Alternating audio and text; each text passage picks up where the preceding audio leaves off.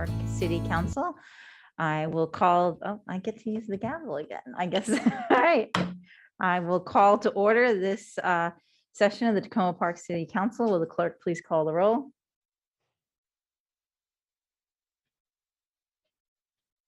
Mayor Stewart, Here. Councilmember Tovar, Here. Councilmember Duvall, present, Councilmember Costa. Here. Can you hear me? Councilmember Smith, Here. Councilmember Searcy. All right. So as we can all tell, we're getting used to being back here in person. Welcome, everyone. This is our first meeting in almost 2 years that we are back in the auditorium. And we do have a colleague who is on Zoom tonight, Councilman Kostick. So thank you for joining us. And other council members and city staff are here in the auditorium. And we're beginning our meeting tonight at 6:30 because we have a presentation on this evening on the minor master plan. And I don't know if the city manager wanted to say a few words before we hand it over to the folks in the planning department. Oh, I think I need to go ahead. Thank you, Madam Mayor. This evening, we will have Ross is going to present the speakers we have this evening for the minor master plan. So I'll turn it over to our planning manager. Good evening. I'm Rosalind Grigsby, Community Development Manager for the city. Tonight, we're talking about the presentation for the minor master plan. This is an undertaking that Montgomery Planning is doing in partnership with the city to re-examine the Tacoma Park Master Plan done in the year 2000, to update specific portions of it and to re-envision critical resources within the city and the surrounding community. Council has received several other presentations about this project. You've talked about the memorandum of understanding between the city and the county, the scope of work, and the boundary study area. As part of the MOU between the city and the county, we specifically asked that the county planning staff come to city council each stage of the way before they go to the planning board. They are now talking about the existing conditions. That's the presentation you'll hear tonight. They will present that at a community meeting on March 29th and to the planning board on March 31st. So we specifically asked that they come brief council before it goes to the next level at the planning board. We're joined tonight by our two presenters, Melissa Williams, who's the project lead on this, and Larissa Clevin, who's the master plan supervisor, to discuss the existing conditions. They are joined by an additional team of members of Montgomery Planning staff who are available to answer questions, and they are all remote. So Melissa, I believe that you can share your screen tonight, and I will turn it over to you. Okay, and just a second while I get my screen I shared. think we can hear Melissa. I took the mute off. Yeah, I don't think we can hear Melissa. Just so you know, I hear her on the Zoom meeting. Oh, okay. The auditorium is showing muted. Can you hear me now?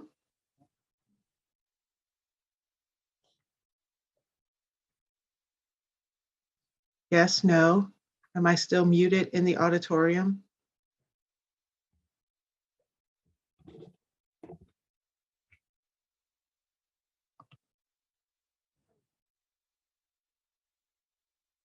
I can't hear anything now. I can't hear if they're responding to me or not.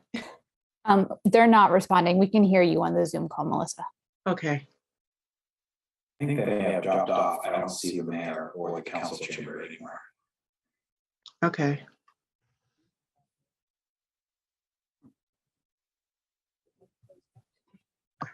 So we will wait until they bring us back.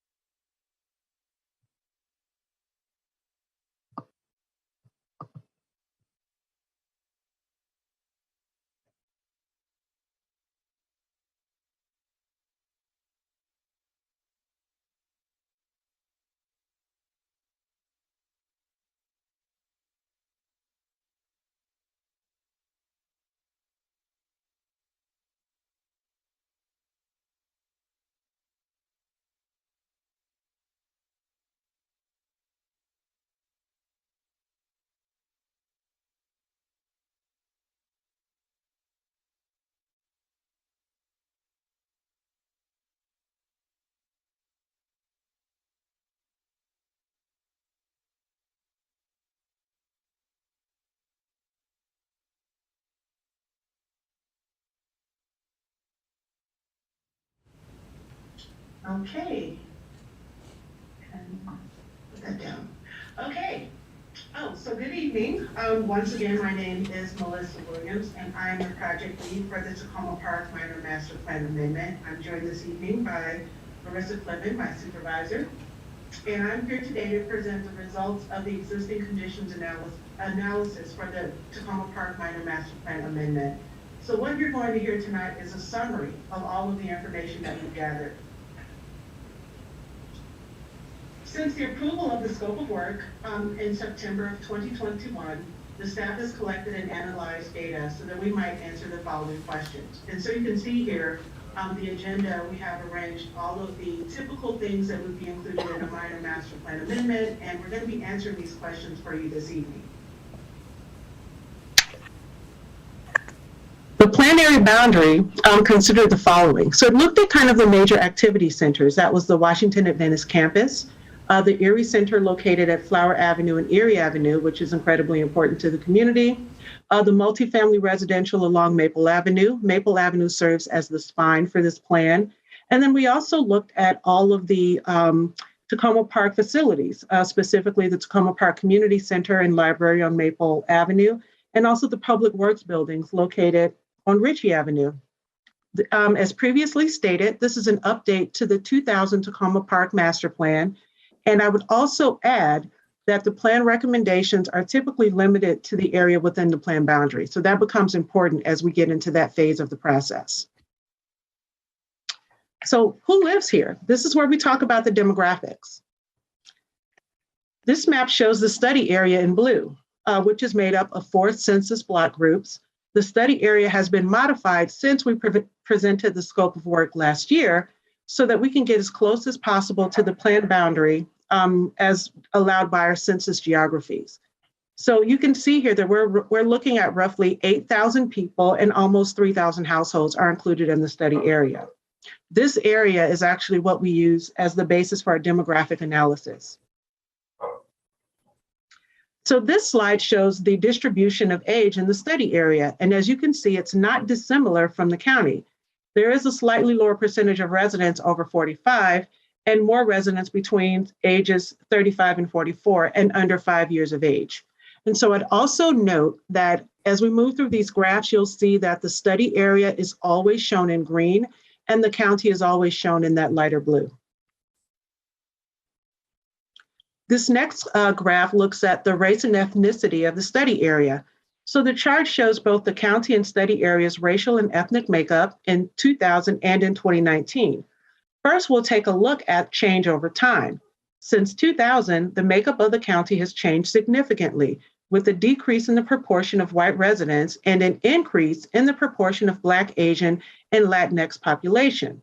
Comparatively, there has been less change within the study area, although there has been a slight increase in the proportion of white and Black residents and a decrease in the Latinx population. Now let's compare the county and the study area. That would be the last 2 columns or the columns furthest to the right. The study area, when compared to the county, has a much higher percentage of Black residents, 50% compared to the county's 19%, and a lower percentage of other categories. That would be white, Asian, and Latinx. 12% of the households within the study area speak limited English, which is a little higher than the county's 8%. Many other languages are also spoken in the study area. Though the census categories shown on this slide don't provide the specific languages spoken, through our work with our engagement consultant, we have found that Amharic, French, and Spanish are all commonly spoken within the plan area, and we have been translating our plan documents into all 3 of these languages. We are also capable of providing live interpretation upon request, and we will be providing that for our upcoming community meeting. Now let's take a look at income distribution. This chart compares the income distribution of the county and the study area. As you can see, the study area has a higher proportion of lower income households than the county. In the county as a whole, just 21% of households make less than $50,000 a year. However, in the study area, it's roughly 44%, which is nearly half. In terms of educational attainment, the study area has fewer residents over the age of 25 who have received some form of college education an associate degree, a bachelor's degree, or a graduate degree when compared to the county as a whole. Now we'll talk about how does the planned area look and feel to its residents and other stakeholders. The land use map illustrates the current type of buildings and activities that exist in the area or on a specific site within the planned area.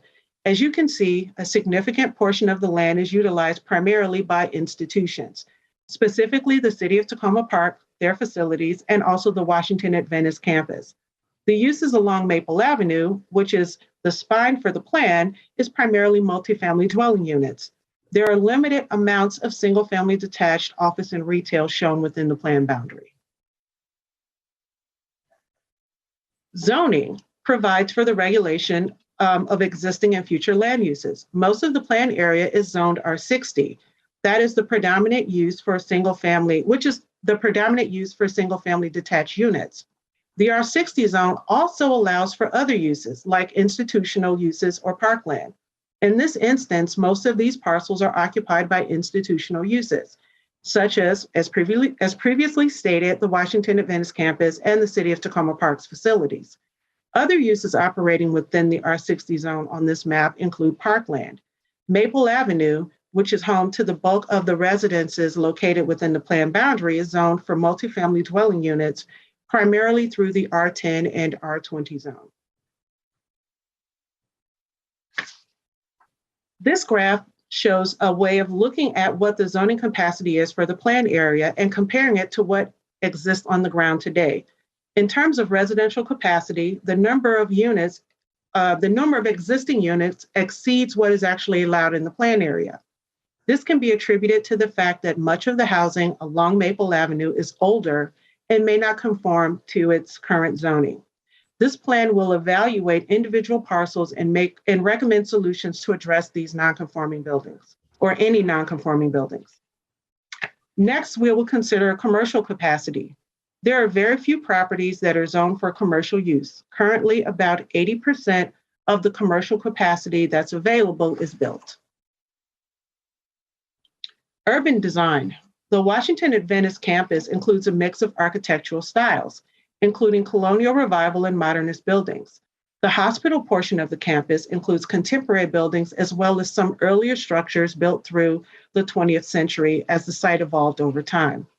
Staff will take an opportunity to review historically significant buildings, such as those designed by architects J. Raymond Mills, he's a regional architect, and then local architect Ronald Sensman, who attended Washington Adventist University.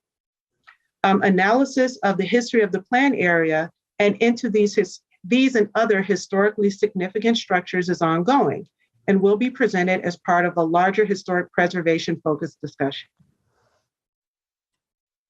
Maple Avenue is densely populated and serves as the home to many of the plan's residences. It is also home to a small amount of neighborhood serving retail, the City of Tacoma Park's community center, and the majority of the multifamily dwelling units. Many of these units were constructed before 1960 and feature large surface parking lots. The avenue itself is tree-lined with comfortable sidewalks, a mature tree canopy, and has on-street parking and easy access to transit.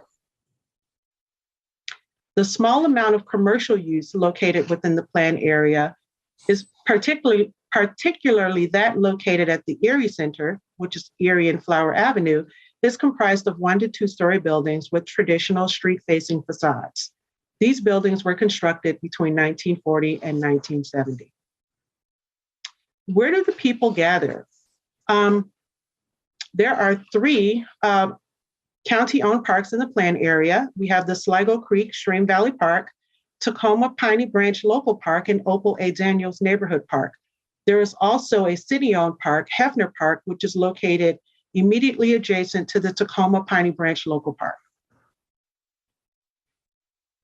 The Sligo Creek Stream Valley Park contains the Sligo Creek Trail, which is a part of the Anacostia Tributary Trail System. This system connects both Montgomery County and Prince George's County. Sligo Creek, which is also a part of the Anacostia watershed, passes through this park as well. The 17-acre Tacoma Piney Branch Local Park was acquired by the Commission in 1981. It's popular and well used by the community. It features athletic fields that are permitted and managed by the city. There are also basketball courts, playgrounds, picnic shelters, and a skate park. Additionally, there's a paved trail that travels along the perimeter of the park. Adjacent is Hefner Park, which includes a city-owned and managed dog park. This park also includes a 1959 recreational building that was an important hub for the African-American youth in the area during segregation. This is potentially a significant historic site. Opal A. Daniels Park is a small 2.2 acre neighborhood park that was acquired by the commission in 1985. It features a playground, picnic shelter, and casual open space. How do we get around? There are lots of ways that we measure how a transportation system works. They are listed on the slide. Things like how people get to work and other destinations and how long does it take. We use the conditions on the ground today to gauge how the recommendations we make in the plan will work in the future. There are numerous transit options within the larger study area, but within the plan boundary, transit access is limited to WMATA and Ride-On. The completion of the Purple Line will provide improved transit access for area residents. Cycling is a popular mobility option amongst Takoma Park residents. This map highlights existing and proposed bike infrastructure. The analysis tool used to perform the master plan transportation analysis is a technical tool that's based on the regional model to analyze the existing network. The existing network is shown here on this map. Transportation adequacy determination is the goal for all of the metrics to get better through the plan's recommendations. This plan falls within the Silver Spring Takoma Park policy area, which means that we will be able to use some of the analysis from the recent Silver Spring downtown and adjacent communities plan. As you can see from the takeaways, it shows that we are moving in the right direction, and we can use that guidance as we develop transportation recommendations for this plan. How green is the community? The team examined the existing conditions of the study area to better understand the environmental resilience of Takoma Park. Through walking the community and looking at satellite imagery, staff found that the relative canopy coverage of the area is quite large. This is likely due to strong policies related to urban forestry and tree planting, and by the city's prioritization of tree coverage. The heat island effect is a critical area to examine as it impacts the health and comfort for humans and the environment. The map on the right shows the difference in temperature between areas with significant tree cover and those without. The left shows green areas versus impervious surfaces. It is important to consider the surface when thinking about the surface area when thinking about precipitation events and the impacts both locally and downstream. Within the planned area, roads and surface parking lots make up the bulk of impervious surfaces. The study area also contains a wide range of elevations and slopes, which necessitates considerations such as flood preparedness and the creation of a resilient infrastructure. Shown on this slide is a stormwater map from 2018. This was produced by the City of Takoma Park. It notes the location of existing facilities, such as the image on the lower right, which shows a fairly large stormwater management facility on the Washington Adventist campus along Flower Avenue. However, we note that there is still room for improvement given the extensive areas of impervious surfaces as described on the slide, on the previous slide, and also shown in the image on the upper right. The team also documented environmentally sustainable design examples that were related to the built environment, including 3 within the master plan area shown on the image to the right. That includes the Takoma Park Auditorium, the Takoma Park Library, and the Washington Adventist University Health Professions and Wellness Center. Additional buildings are noted on the slide, but not shown on the map. This area, when we think about where do we live, we're talking specifically about the housing.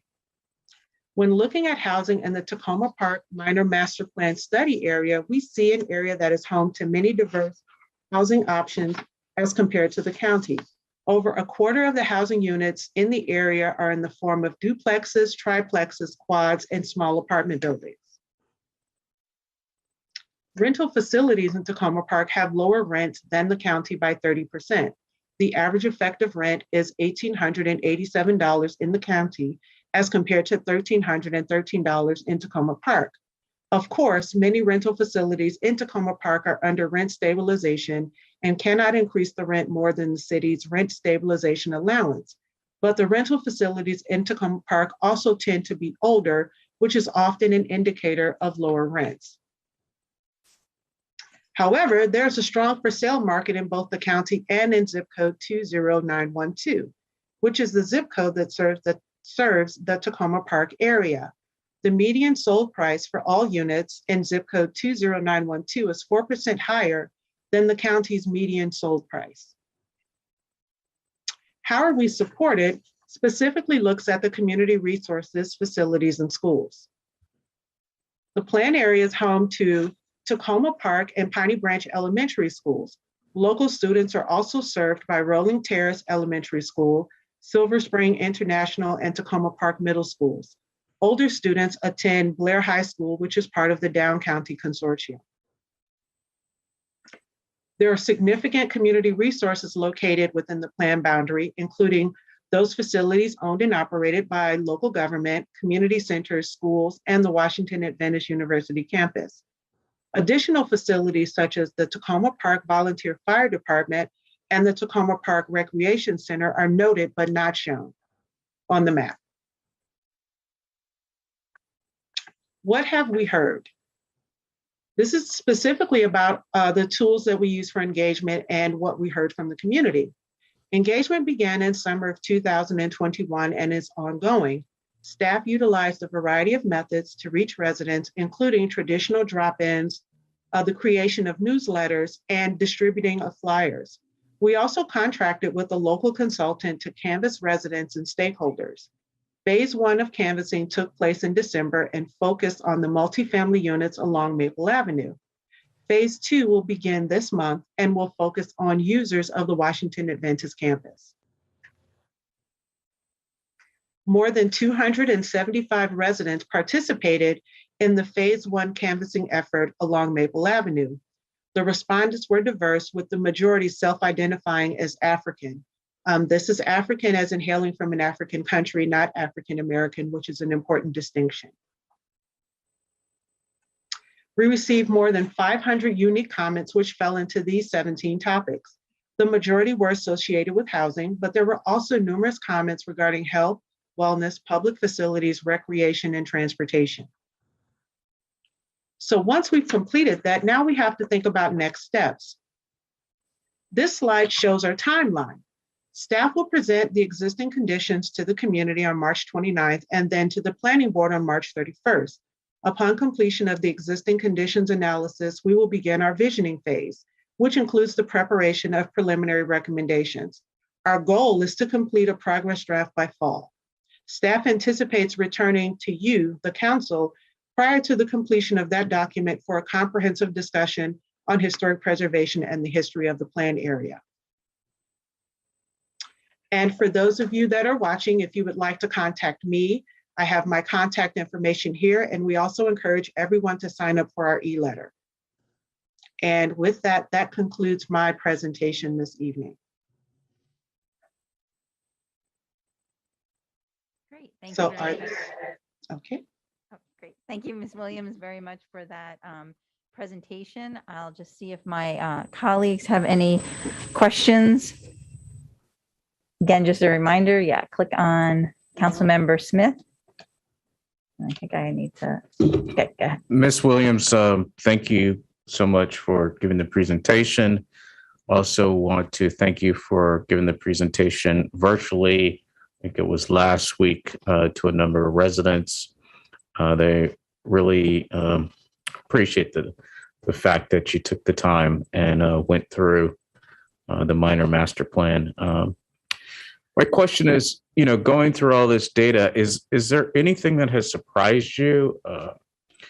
And do you have some early recommendations on how can the residents and the university get what they're looking for in this project? I mean, there's going to be a natural friction with an institution and your residents in a community, but is there a way that we can thread that needle so that both parties can get what they desire? I would say that we haven't been surprised yet. I think a lot of it is because we were prepared for a lot of the comments that we heard. I think early on, what we were hearing from people was there was kind of this a huge concern about the loss of the hospital. So that was something that we assumed that we would hear. And so that wasn't shocking. By and large, what we're hearing from the community is that, the people that we've spoken with so far, they love Takoma Park, and they were all, they all spoke about that they would love to remain living in the community. They're looking for development that would improve their quality of life. Things like park space and, easy accessibility across the campus, improving bike lanes along Maple Avenue, improving connectivity to downtown Silver Spring. So those are all things that are very typical that you hear kind of as a part of a master plan effort. What we did hear that we're kind of working on in terms of improving the relationships between some of the larger property owners and some of the residents is that's something that we're thinking we could do potentially as a part of this plan. So, we have had situations where we've heard, especially if you think about the campus, where people are saying we wish we could use their ball fields, and then you talk to the university, and the university is essentially saying the community has access to our facilities. And so there seems to be that disconnect. And so those are the sorts of conversations that I think we will be able to improve upon as a part of this process, because the goal is to kind of bring the people that are interested in reinvesting in their properties into the same space as the people that are using those properties or living in those properties. That's great. Wait, I use that. Sorry, hold on. That's great. In the other virtual presentation, there was a lot of talk about food forests. Yes. Have you guys had a chance to think about it and come up with a plan of how we could potentially incorporate that in a future redeveloped Washington Adventist hospital campus? So I can say that it's still very early. Like, we have not gotten to the point where we're looking at crafting recommendations. We're still kind of wading through all of this information. But what we are planning to do is we actually have an environmental planner that is a part of our larger team that is very familiar with the food forest effort. She actually has a relationship with the gentleman that actually presented. And so she's going to be gathering additional information for us. And so that is something that we're going to take a look at. And we'll see if that is something that can be accomplished through the master plan process. Because ultimately what we do, this is an aspirational document. So ultimately what we do is we make recommendations, which are like strong suggestions that this is something that we think would be appropriate or something that should be considered. And then it's ultimately, especially if it's on private property, it's up to the property owner to make that decision. But that's what the goal of the plan is to bring groups like forested.us into contact with property owners like Washington Adventist. And so we can put them in the same space and let them begin that conversation. And just one more. one more question. In a project like this that is private property, do you ever ask the property owners to sign like a community engagement or community benefit contract so that everybody can know, if they are going to say, hey, we're going to allow you to use our facilities, and then once all this new stuff is built, but then they change their minds, at least with a contract, you could say, well, we had this document with your signature that says that the residents of the city can use your facilities. I will say, I know that I've had previous plans where we've actually placed language in the plan for things like a community meeting facility, that's something that was recommended, and it was kind of a priority recommendation for a new development. As far as a community benefits agreement, I have not had any experience with those, but we do have, my chief is on the call, so I don't know if he's available. But if Elsa, if you are still here and you want to take a stab at that, that'd be great. Sure. So thanks for the question, and thanks to all for having us. I think the closest that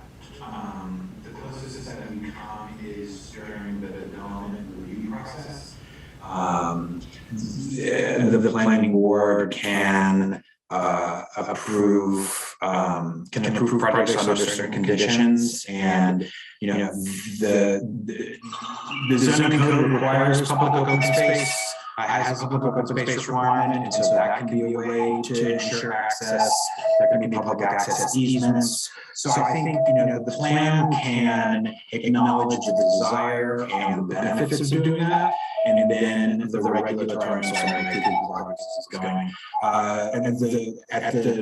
At the development review stage, that can be sort of firmed up. Thank you for the answers. So appreciate your time. Thank you. Any other questions?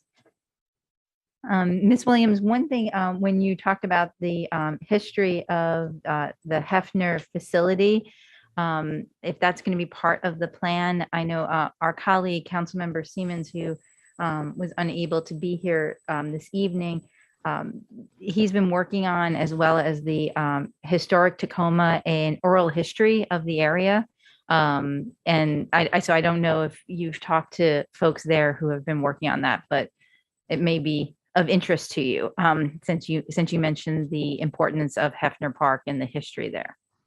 Okay. We have a historic preservation planner that's assigned to the team, and I will have her get in contact with him. I think that's great information to have. Great. Terrific. All right. Any other questions for anyone? All right. Mayor Stewart, I don't know if you can see my hand, but I do have my hand up. Oh, Councilman Kostick, I actually can't see you. So that is a good thing. We'll have to figure that out, but why don't you go ahead? Great, thank you. And thank you, Ms. Williams, for this presentation. It's really interesting to see everything kind of pulled together. Sometimes, just to see your own community and kind of the summary, it's really interesting to see. I just had one small comment related to the bikeways slide that has a map showing some of the existing bikeways and then some proposed ones as well. And I was just looking through there, and I think there are a couple of locations where the bike lane, it's showing up as having striping for a bike lane where it's on one side of the road, but not on the other. That's particularly the case on Carroll Avenue. And then some of the proposed locations there too, I think there are locations where maybe sharrows could be painted on, but I don't think there's actually enough width for a full extra bike lane to be painted there. So I just wanted to note that, because I do think it's important that we make sure that as we're looking at the transportation access here, that it doesn't sort of make it look like there's better bike access than there might actually be in reality. So just kind of wanted to flag that as something for you to look at as you're continuing the planning process. Okay, I will note that. And we do have our transportation team is here. And so I'm sure they're making note of that as well, but point taken. Thank you. Great. Thank you, Councilwoman Costick. All right. I am not seeing any other questions. Ms. Williams, thank you so much, and the whole team for being with us this evening. We look forward to the work that you do on this and continued updates. So have a wonderful evening. Okay, thank you for having us. All right, great. All right, bye. Thank you. All right, that concludes the presentation for this evening. The council will take a short break and come back at 7:30, and we'll continue with our regular meeting. Thank you.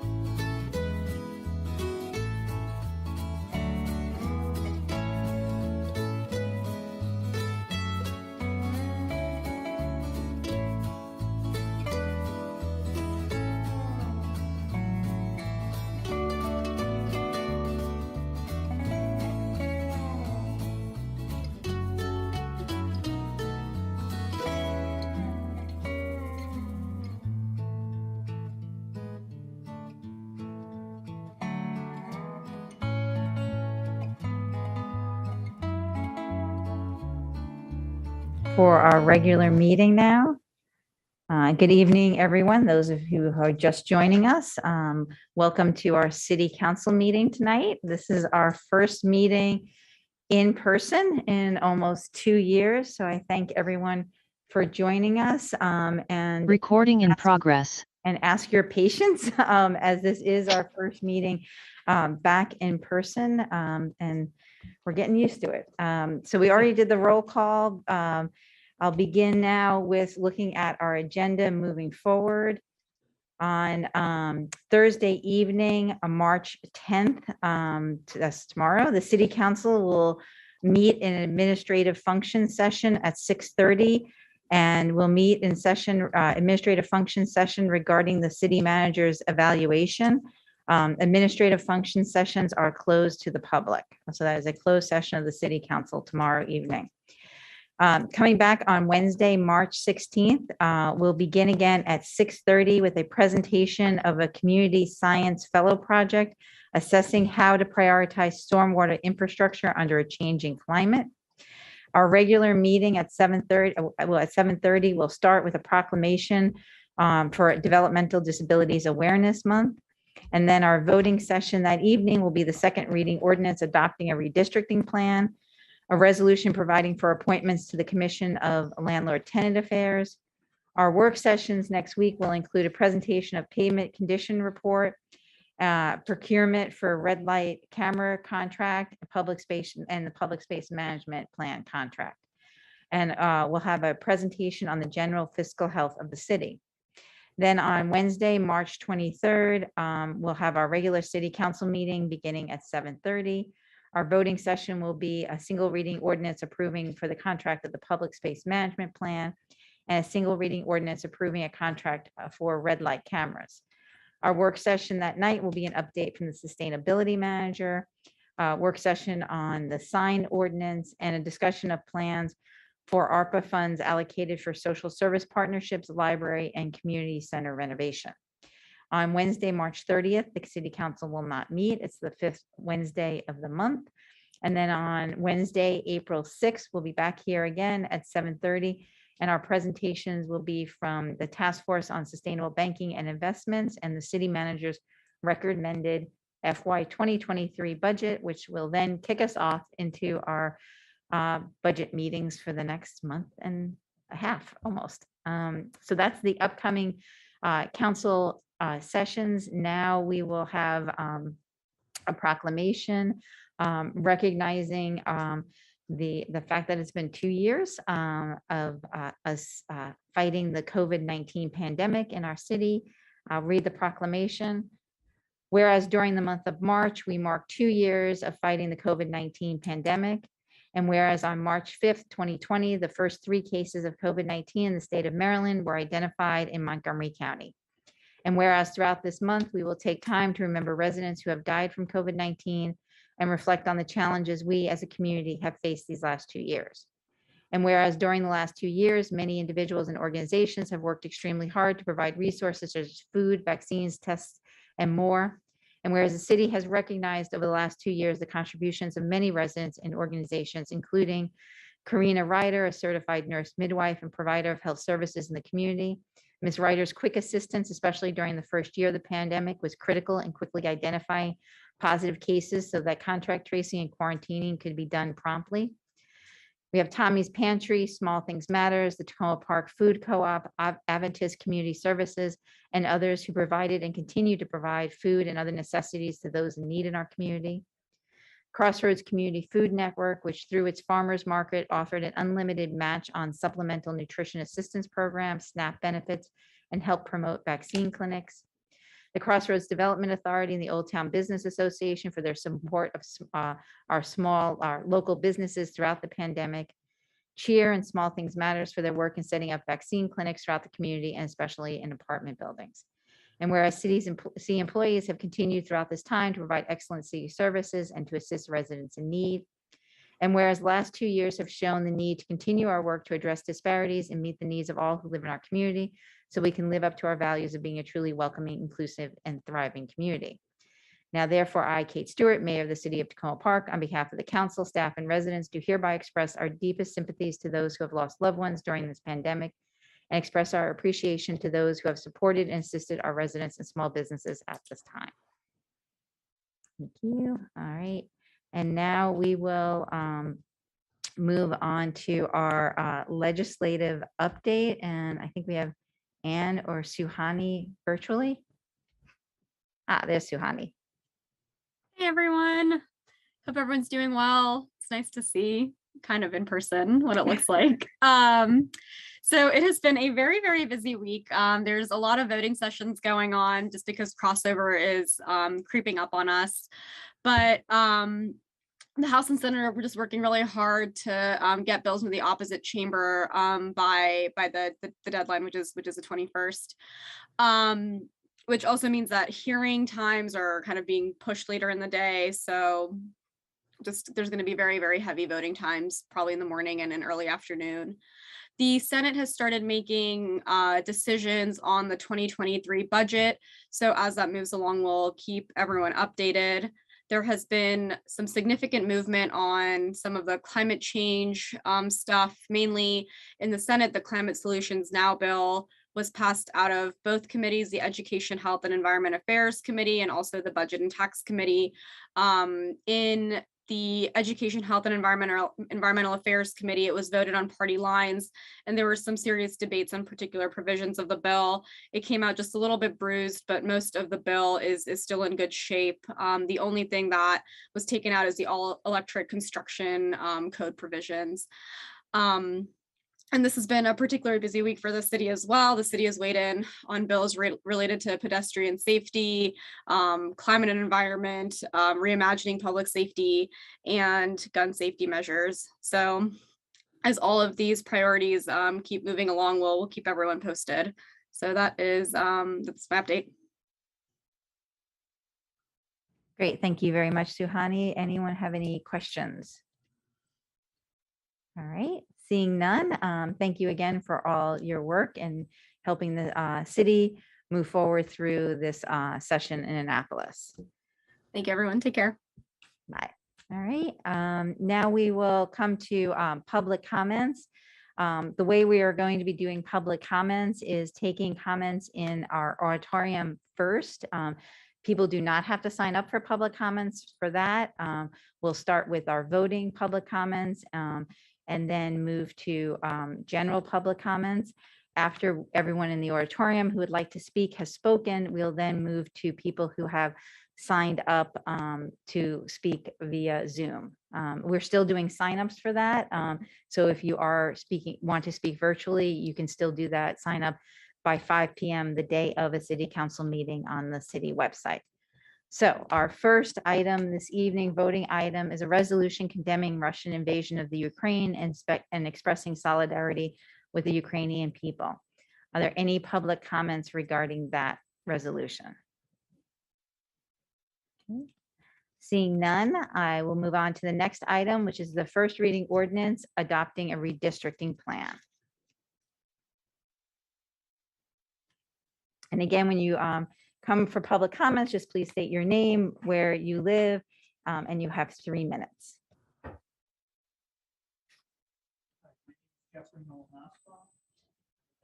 5333 New Hampshire Avenue.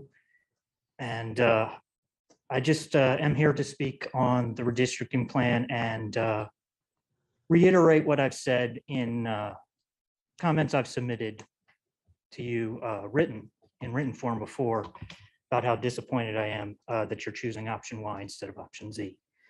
For reasons I have laid out previously submitted comments, the city should publicly release or explain the city attorney's guidance.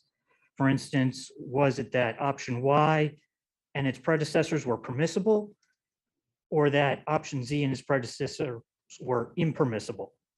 And what was the reasoning? Redistricting choices obviously always affect electability to some extent. For this reason, it's plain to the average resident that the no gerrymandering provision, unlike other redistricting requirement provisions, is an intent provision. It is meant to prevent line drawing for corrupt, discriminatory, and/or malicious reasons. Since neither of the maps were drawn with those reasons in mind, any map that follows, the other standards should meet the anti-gerrymandering provision as long as it isn't aimed at any particular council member. Option Z and its predecessors were blank slate style maps drawn while ignoring where current council members and potential candidates live. Therefore, was not designed for any purpose of hurting or helping anyone. Option Y, on the other hand, once it was drawn and in, was clearly kept in the running due to electability concerns of one specific council member. Public comments immediately preceding the council's decision by that council member's neighbors brought forward an argument that got little, if any, mention before that meeting. This argument about history could have been advanced earlier, and the fact that it was brought up at that point left no one a real chance to rebut it, although I did in comments I submitted, which of course you didn't see until after you, of course, had a chance to vote on deciding.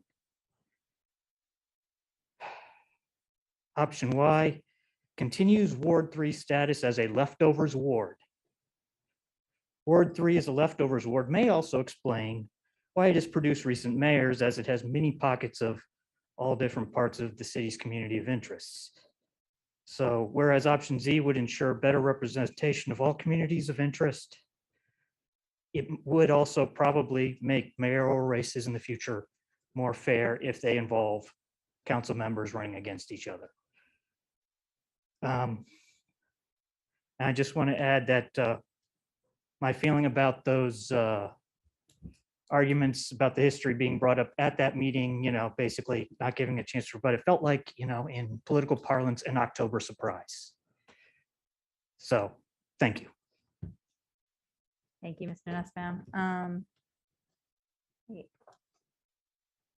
Sorry, I just wanted.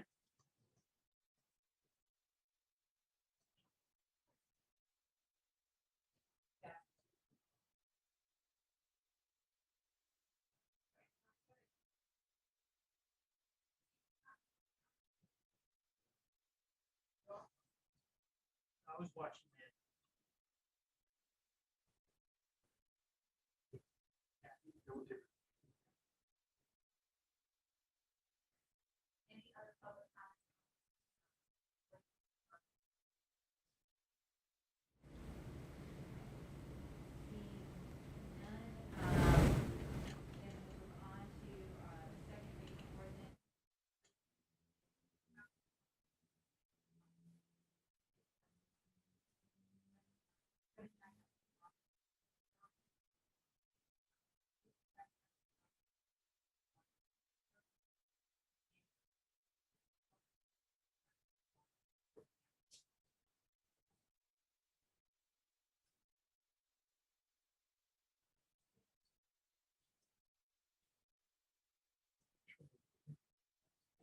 Says, all right, now it's on. All right, the red light was on. Okay. Any public comments on traffic calming? All right, seeing none, we'll now move to the single reading ordinance approving procurement of police mobile data terminals. Any public comments on that? All right, seeing none there, then we will open it up to any other public comments. Again, you can just come to the podium, state your name, address, and you have 3 minutes.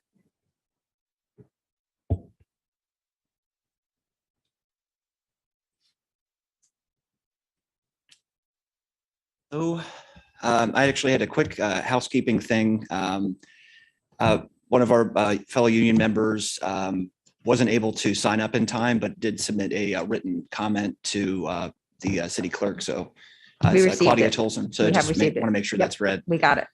Could you restart the timer, please? Okay. My name's Sean Henley, local 339 president. We've met. I wanted to welcome you all back to the community center. Our members have been working in person in some capacity since the start of the pandemic, so it's encouraging to finally see our elected officials return to our workplace. Something is lost in the medium of virtual meetings, especially when attempting to relay the urgency of issues in the city. So again, welcome back. The city is in the process of firing 3 longtime employees in our union. They have already coerced 3 others into resigning. These are 6 employees, are all people of color. They have worked for years in the city, running teen programs, victim witness coordination, answering emergency calls and police dispatch, maintaining city vehicles, and providing neighborhood services. Some of them grew up in this community. They are being shown the door with no word of recognition or appreciation from the city that they've given a portion of their lives to serving, all because city management has taken a heavy-handed, myopic approach to implementing the city's vaccine mandate. The city's mandate allows requests for religious and medical exemptions and explains the steps of applying for these accommodations, as well as the requirements for those remaining unvaccinated, including weekly COVID testing and continuing to wear a mask. These 6 employees applied for religious exemptions, stating their willingness to go above and beyond the workplace precautions listed in the policy, pay for their own testing if necessary, and were still denied their requests. The city manager has since acknowledged that the city did not question any of the employees' religious beliefs, but instead claimed undue hardship due to the risks of workplace safety. Yet the city has approved at least 1 employee for a medical exemption where the same alleged workplace safety issues exist. Any attempt at holding management accountable through our grievance process has led to obfuscation and blunt references back to the policy language by City Manager Fox. We have encouraged all affected employees to file religious discrimination claims with the EEOC.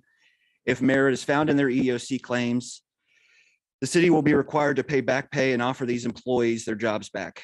And for what? Aside from a power trip from the city administration set on making an example of those that don't abide by their disingenuous policies. At this point, it's 3 employees facing termination.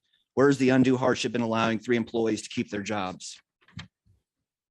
The subject of mandatory vaccinations is a polarizing one, and one that I hope to avoid at all costs. But when the city implemented then subsequently violated their policy by denying all those who applied for religious accommodations, my position became clear. My coworkers' right to religious beliefs were being violated, and I had an obligation to support them. I am not anti-vaccine, but I also refuse to shy away from an issue, even if it's not politically expedient and is more nuanced than the national debate has become. These are my fellow city workers. They are willing to risk their livelihoods for their beliefs, so the least I can do is stand in solidarity with them. Madam Mayor, Council, I realize this year is an election year and you are even less likely to stick your neck out for any issue that isn't politically beneficial, but I ask that you step in to save my coworkers' jobs. If not, I hope the thought of what you didn't do to help these people stays with you going forward. Thank you. Thank you.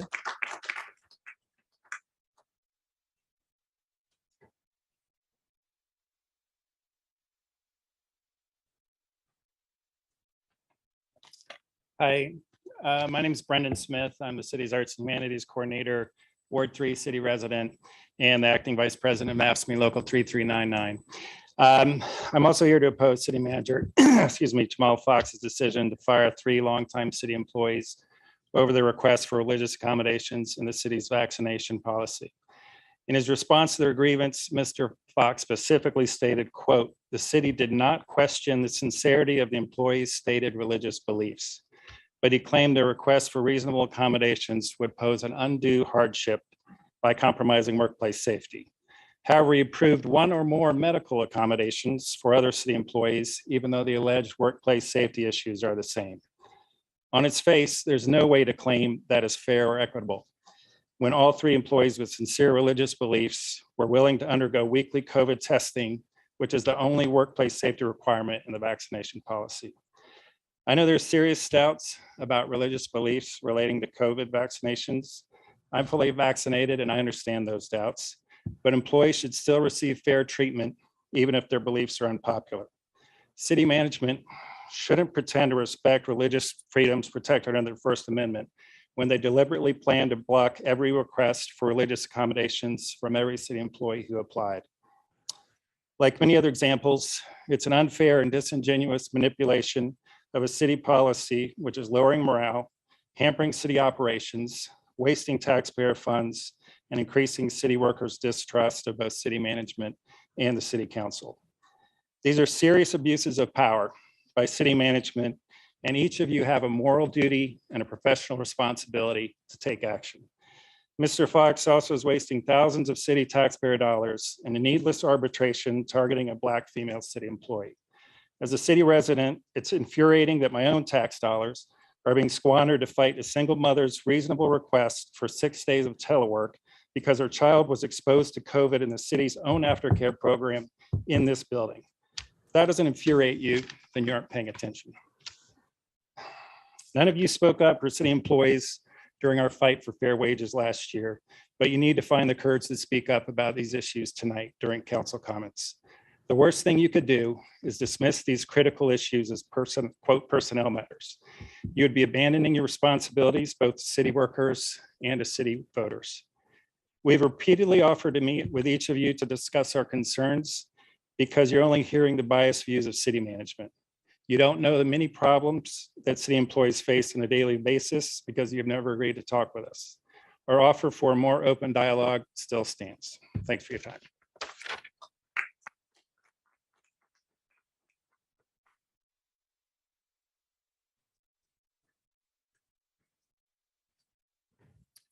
Hello, hi, my name is Roberto Tapia. I'm the owner of Roda Movements, a fitness studio located in downtown Tacoma Park. I've been serving the community for over 13 years. And my reason because I'm here is to support Lecia Montfort. She has been a tremendous impact and a good positive impact in the community. In fact, she has been the only person who approached to me and to my studio in order to teach capoeira and kids Zumba to the Tacoma Park Recreation Center. And both of the programs were very successful. But now I hear that she has to leave because of the vaccination issues, which makes me feel so sad because first, as a small business minority, an immigrant has been the only person who approached, and only that person now has to leave, which I would like to please ask and consider that if she can come back or work, or what can we do in order that she keep working. She's an excellent worker, extremely professional and open mind, and also helping to diversity of minorities. I didn't write anything, I'm improvising. And in fact, some of here has been visit my studio, which we're still offering Zumba. Me, special fitness industry has been tremendous impact, a negative impact for the corona virus. And even like this, we try to survive, but we need to support. We need to support one each other.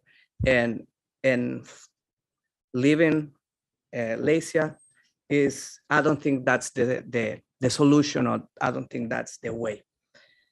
I hope with this, we can reconsider it and put more in emphasis how human beings we are and try to support one each other instead just consider a vaccination. I don't think she's a threat because she's not vaccinated.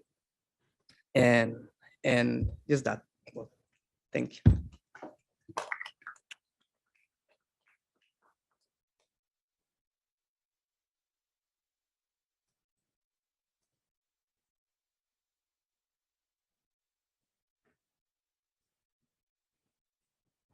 Hello, my name is Zaria Stith, and I work here at Tacoma Park Community Center. I am speaking on the issue of letting Ms. Lecia go because she's not vaccinated. I think that Ms. Lecia is an amazing supervisor. And letting her go is the worst mistake that you can ever do. She doesn't just care about the employees, she cares about us because we're human beings. And I think that disregarding her reason to not get vaccinated is really uncaring. It shows true colors of what you guys stand for, that you guys are willing to let go somebody who is Tacoma Park. Everyone around here knows Ms. Lecia. Everyone knows how much Ms. Lecia means to this community. She's helped so many teams. She cares about the teams in this space. And so to let her go is crazy to me because she wouldn't do that to you guys. She loves Tacoma Park. She cares about the teams of Tacoma Park. She isn't just here because it's a paycheck. She's here because that's what her life's work means to her. And so to find out that y'all was letting her go because of a vaccination status without even considering her religious reasons, shows that you guys don't care about the employees you guys have. It shows me that I'm just a number, that I'm just an employee, and that I am easily replaceable. That one little thing, I can be gone. And I don't know about anybody else, but I don't want to work somewhere where I feel that one little mistake and I'm gone. One little thing that doesn't agree with everyone else's views is gone. And I just feel like at the end of the day, yes, coronavirus is a serious issue. And yes, it has taken a lot of lives. And yes, it's very serious. And we should take it seriously. But also you have to understand that not everyone wants to be vaccinated. And you guys have to be considerate about that. If you guys are Tacoma Park, if you guys are this, what word am I trying to say? If you guys are really what you guys stand for, then you guys wouldn't just let Miss Licia go like that. You guys wouldn't just leave her to the curb and let somebody else come and take her spot, because that is her spot. The teens love her. There are so many people that come in on a daily basis asking where she's at. And it's heartbreaking to tell the teens, because I work directly with them. It's heartbreaking. They cried when I said that Miss Licia cannot come back. And so please, I hope that you guys take this in consideration. Thank you.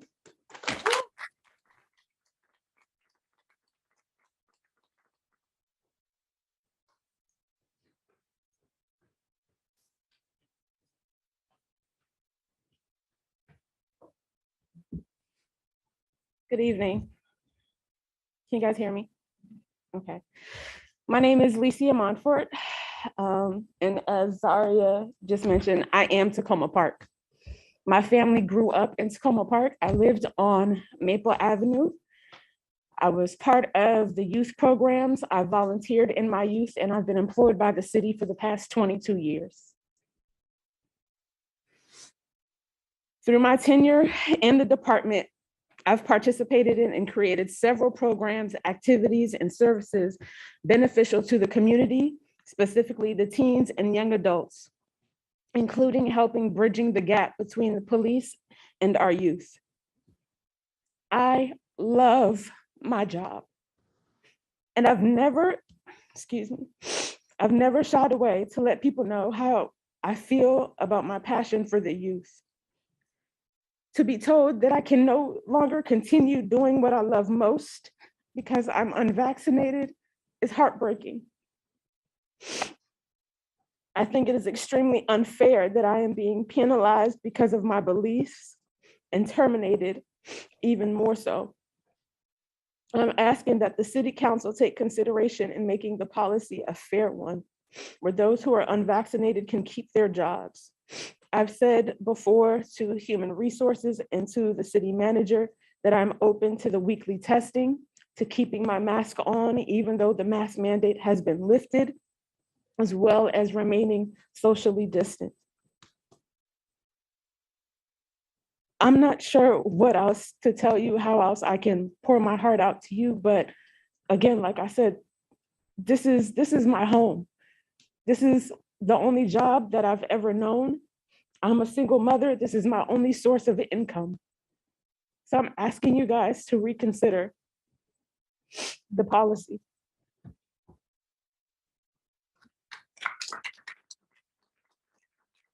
Sorry, 50 more seconds. She wants to speak.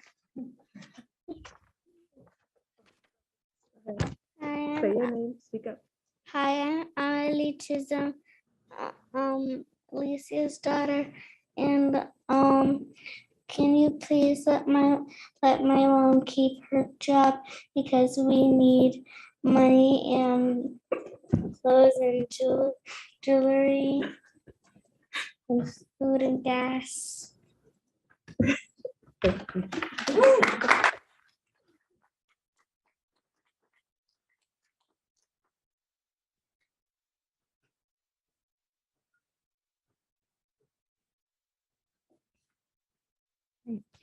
Any other public comments here in the auditorium?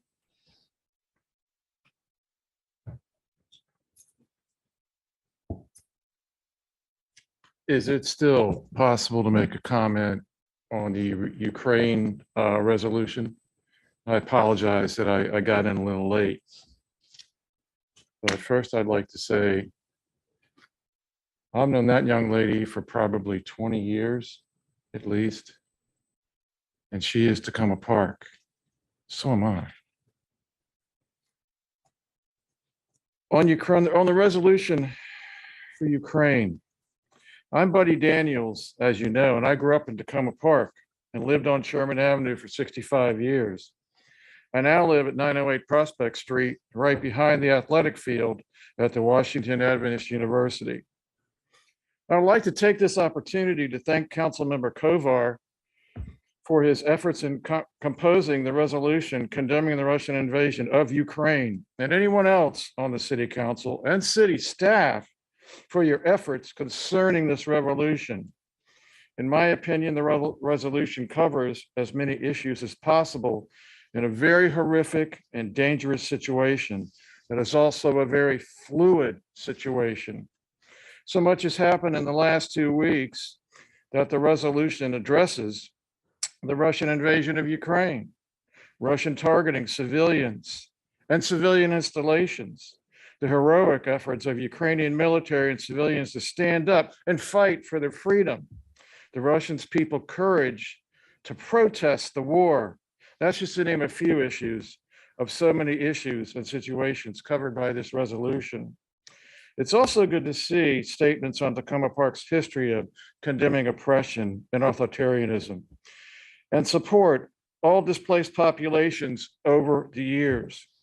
The city, and I quote, the city council reaffirms the city of Takoma Park's commitment to remain a place of sanctuary. Let me say that again, because I was part of this in 1984 and 85, to remain a place of sanctuary and a safe haven for refugees around the world, regardless of their national origin. This commitment to remain a place of sanctuary to promote cultural diversity is one of the many things that makes our city so special. I know I've lived here for all these years, and it's been a long time, and it's been an incredible time. The one thing I also know, to be silent is to be complacent, and Takoma Park has never been complacent or silent. And thank you again for this resolution. It will do good. As I said to Councilmember Kovar, in 20 years, I'll be gone. I know that. But 20 years from now, many of you will still be here. And when your grandchildren or your children or whoever looks at you said, what do you do? This could be one of the most important things you do, along with helping with different charities, helping we'll see how we can help some of the Ukrainian refugees coming in. Thank you, Mr. Daniels. But thank you so much. Thank you. Any other public comments in the auditorium this evening? Seeing none, we'll move now to public comments on Zoom. Start there, get the list. Nancy Abrams, you're up.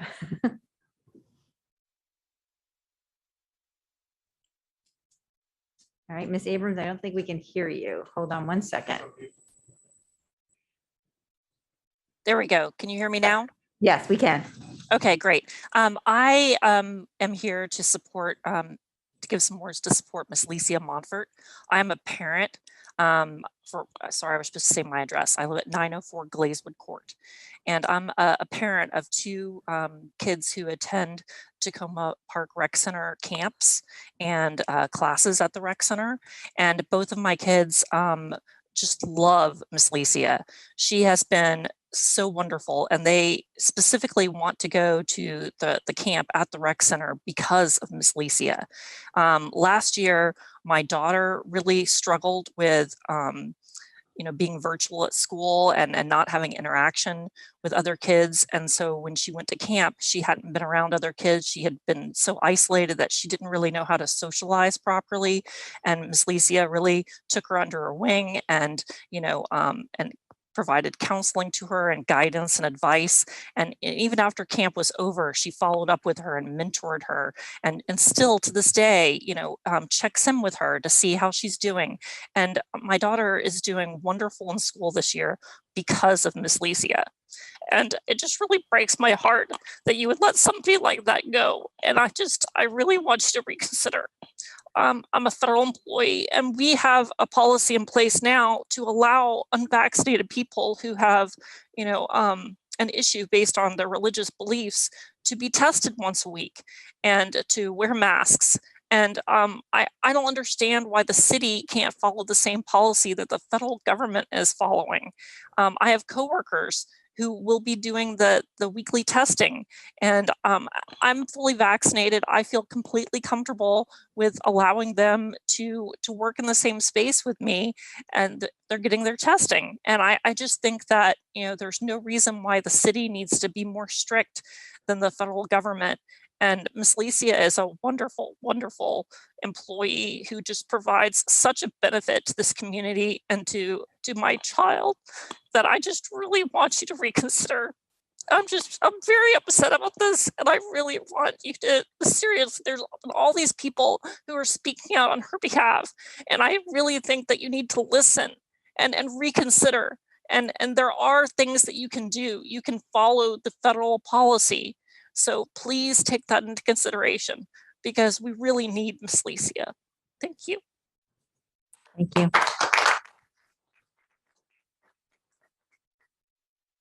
Next, we have Alicia.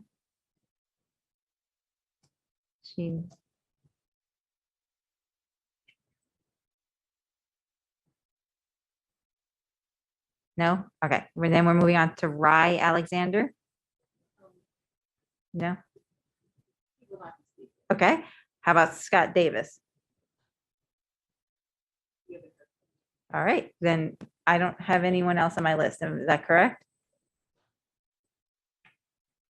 All right. Then seeing no other public comments this evening, that ends our public comment. And The comment from Claudia Tolson, could somebody read that, please? I think it's usually not our policy to read out loud comments that we've received. The council has all received it. And Ms. Tolson, hold on. Hello, this is Scott Davis. I'm sorry. Go ahead, Mr. Davis. Yes, I'm the president of Tacoma Park Boys and Girls Club. Just wanted to speak on behalf of Ms. Mumford this evening. I do apologize. I was multitasking, and I'm actually teaching a class here at the same time and didn't learn about this.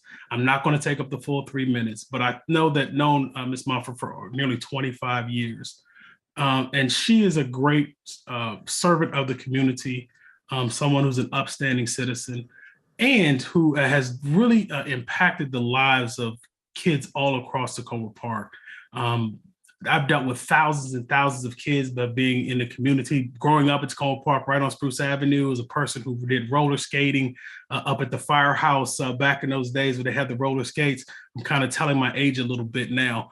And all of the community workers that we've had that have come through Tacoma Park Rec Department, from your Calvin Avants to your Matt Corleys. I mean, these people are pillars of the community.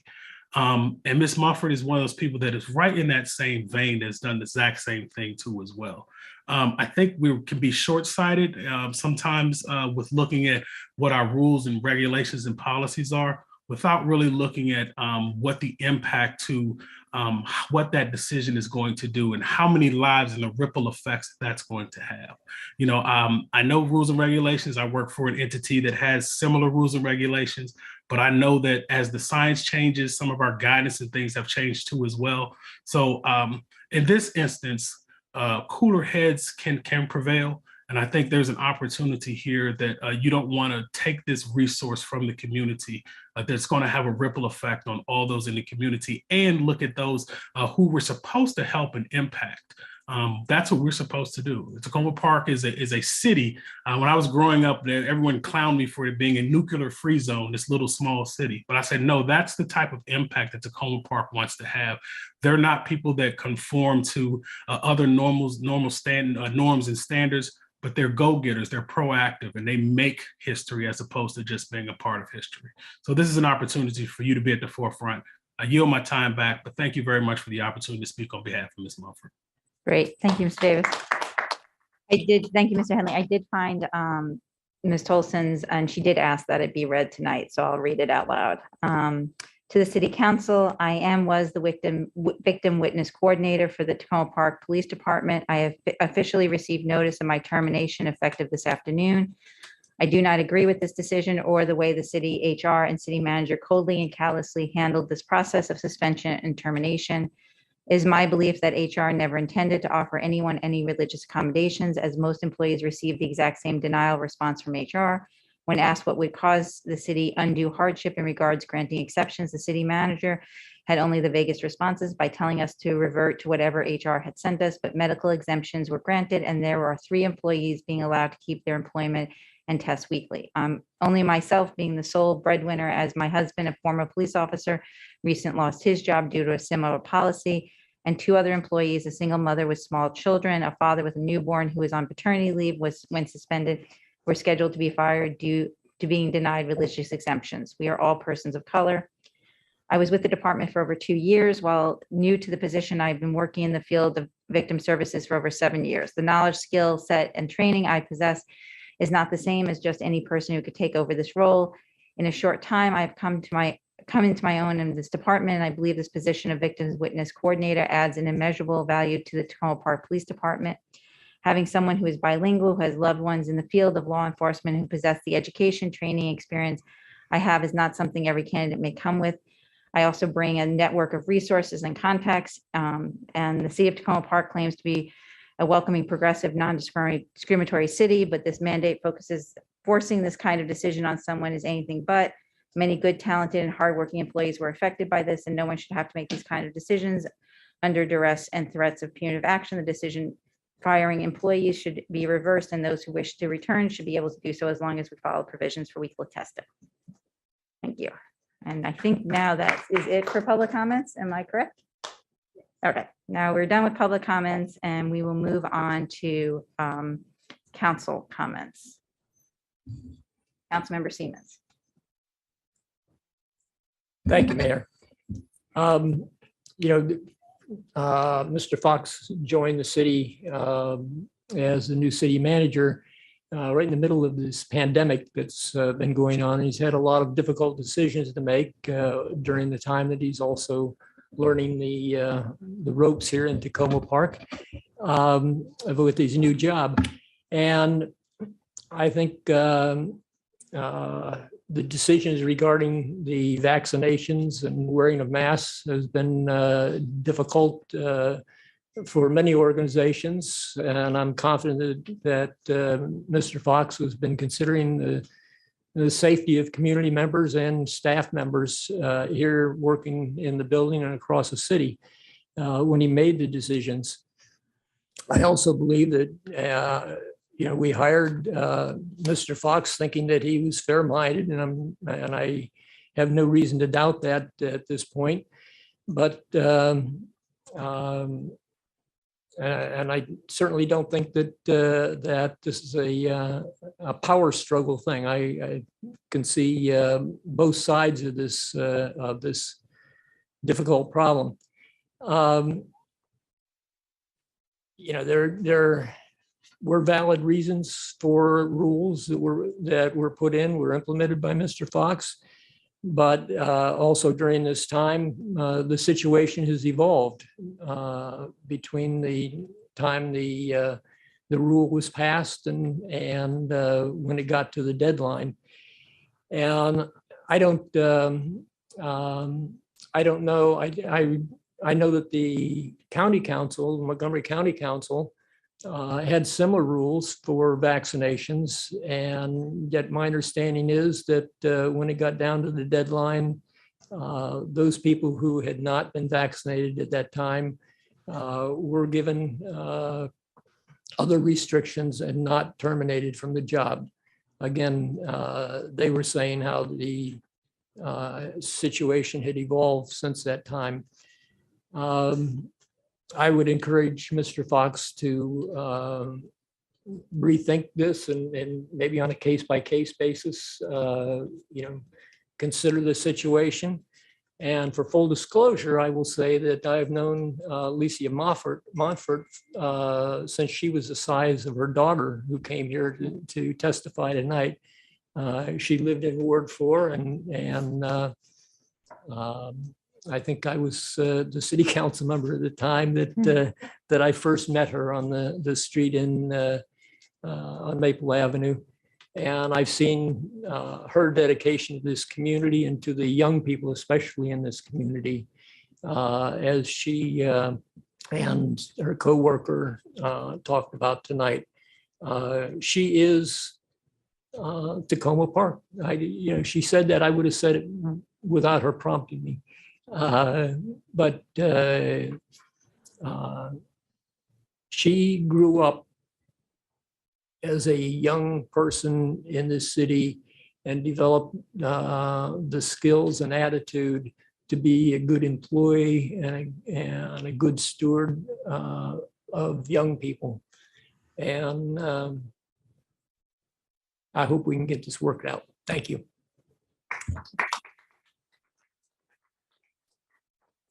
Thank you, Councilmember Siemens. I was just told that Rye is here for public comment.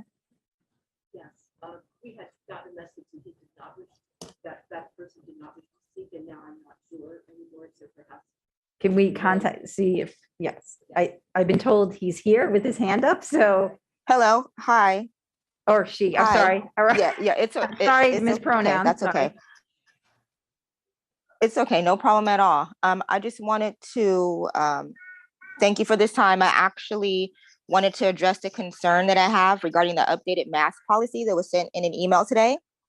That says that masks are no longer required indoors, but strongly encouraged for unvaccinated visitors. I think that in light of this policy, similar affordance should be extended to city staff. It's come to my attention that a lot of people have been vaccinated, including Ms. Montfort, because of their religious beliefs and because they are unvaccinated. And I'm a person who comes to the community centers and the recreation centers for activities. I bring my kids for classes. I am vaccinated and I have 2 children. One is and one is not. I would hate for them to not be able to attend classes or come in because of their vaccination status. And I feel like this is being done to the employees there. I understand how serious it is, how safe we want to be and how safe we want our kids to be. However, I do think it's important to seriously consider the fact that there's a lot of institutional knowledge that's being lost. There's a lot of energy and dedication that's being lost when people are being terminated because of their vaccination status without thorough consideration of the impact it'll have on their community and on themselves. And I just feel like people should be allowed to make a living, despite their vaccination statuses. So I just wanted to echo everybody's sentiments there that Ms. Licia and a lot of the other staff have been really helpful, have been really responsive, and have made a tremendous impact and difference in individuals' lives and in the community.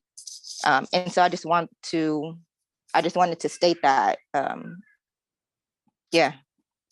that thank you. Thank you. Now we'll return to council comments. Any other council comments?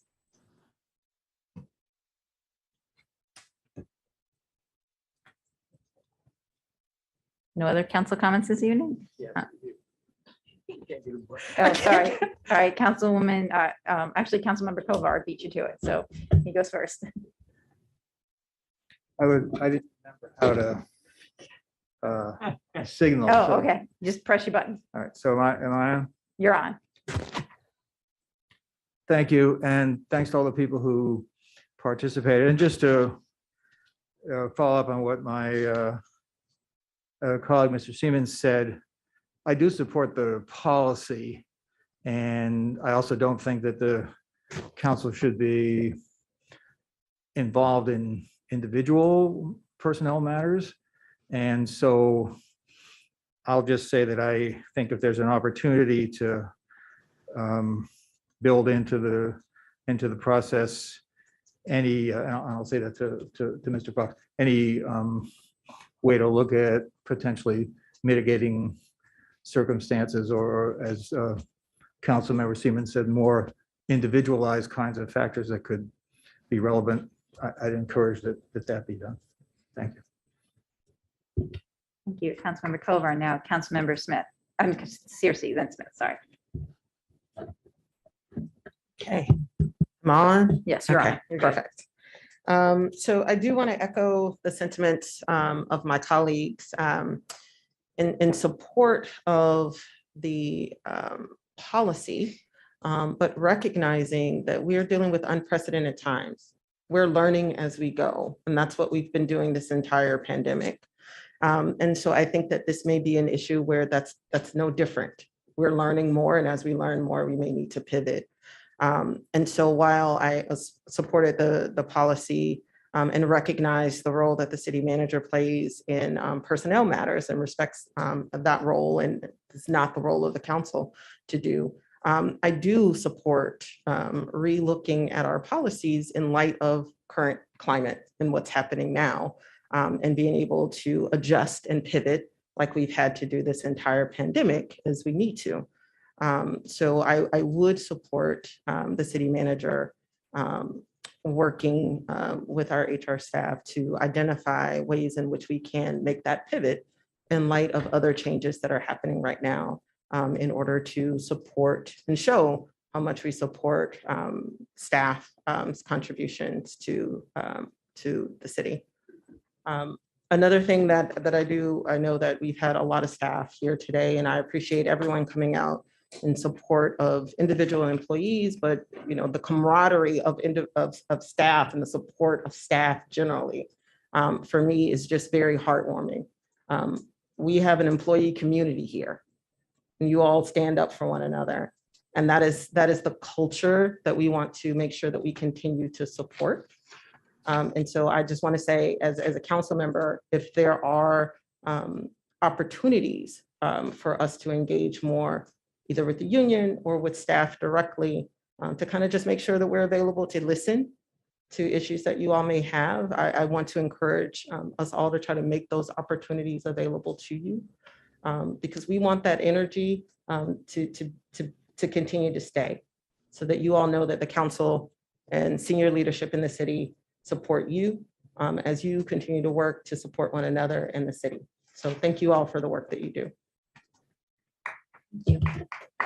Next, Councilmember Smith. First, I'd like to thank the Climate Action Coffee folks for inviting me to a virtual event last week, where I had an opportunity to hear about food forests.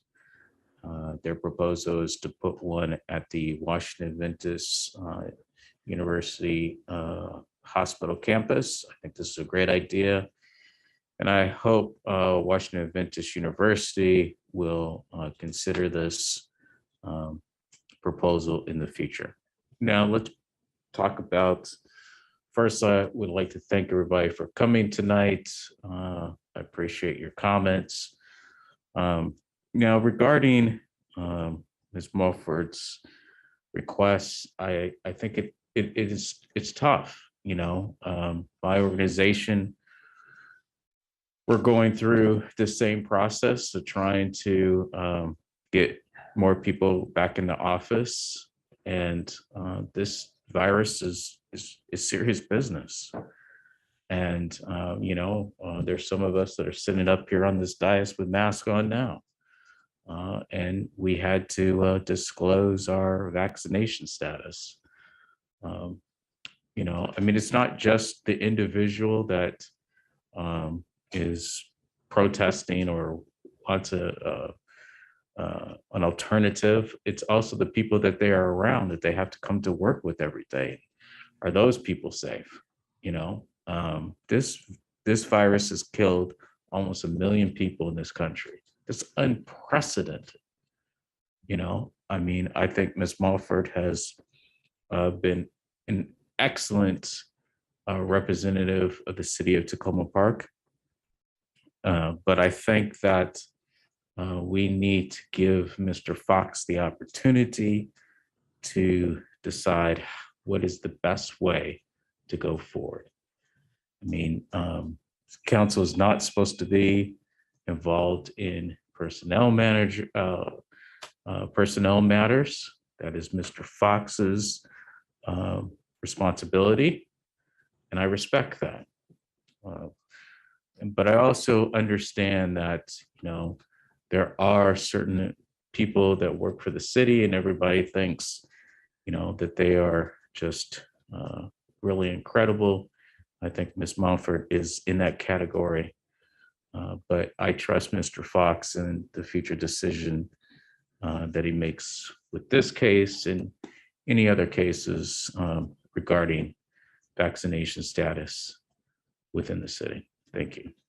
Thank you. Councilman DeBala.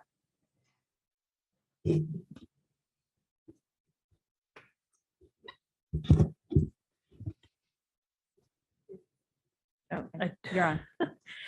It's been a bit. Am I on now? You're on. All right, thank you.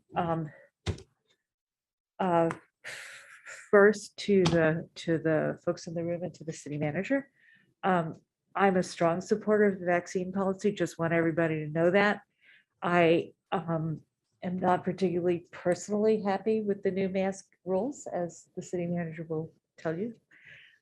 However, it is the city manager's responsibility to make the difficult decisions, for sure.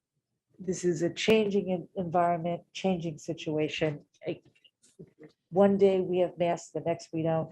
I would appreciate more information on how the policy, how it's been implemented, how how many of this and how many of that in terms of requests for variations, so that we can look at the policy aspect of this.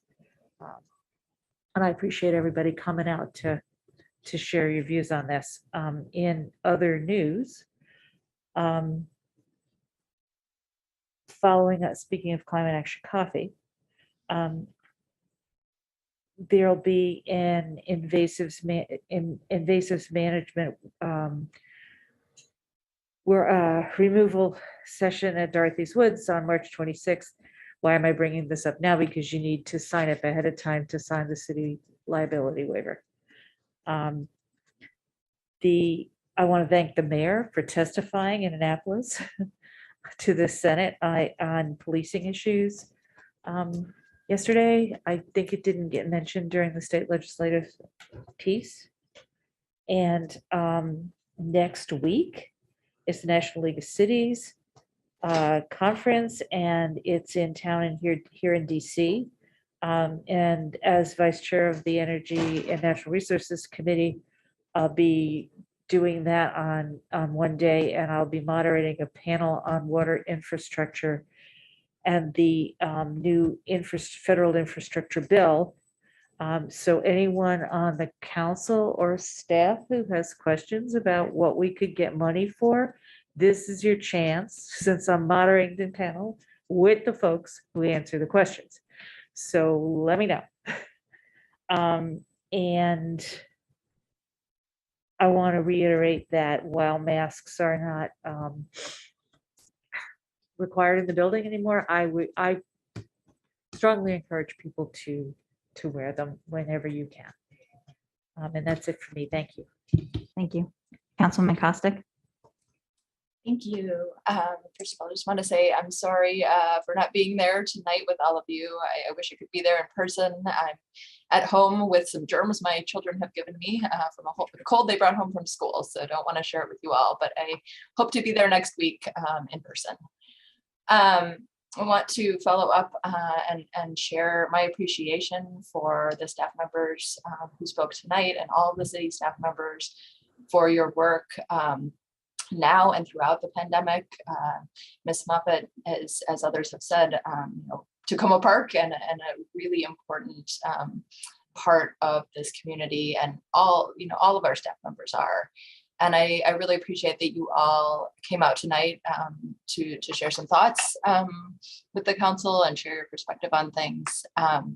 We've had so many tough tough situations throughout COVID. And I see this as another one of those. And as others have noted, the situation is something we've been trying to get under, trying to wrap our heads around COVID since the beginning. And it is a changing situation. And I think it warrants reflection and consideration as we move forward. So I will just take the comments that have been shared tonight and appreciate them and take some time to reflect on what's been said. Just also in other news, want to thank the police department for their work putting out a traffic counter on Lincoln Avenue this week after Sligo Creek Parkway has been closed for some trail construction that's happening, which is it's great that the road is closed to provide some access for pedestrians, but it's diverting a lot of traffic onto Lincoln Avenue and really impacting the safety at the Lincoln Carroll intersection. So really appreciate that the police department took some quick action to put out a traffic counter and make sure that we get some data on that situation, the impact in terms of traffic volume. So I'll be looking forward to the data on that and anything we can do to help improve the safety at that intersection. And then finally, I am hoping to be fully recovered by this weekend and attending the National League of Cities conference that Councilmember DeBala mentioned. Really looking forward to the Human Development Federal Advocacy meeting, which is the committee that I chair. And I'll have an opportunity as the chair of that committee to attend the board meetings for NLC as well. And we'll bring back information that I share, that I get from that opportunity. So thank you all very much. Great, thank you, Councilwoman Kostick. Well, quick thing, the time for reflection is over. You all knew. Sorry, Sean, you all please, knew the folks Sean, were facing termination up to this point. Lisa will lose her job as of Sean, tomorrow. Claudia Mr. will Henley, lose her you job. had your say, you had your say. All right. Please. Thank you.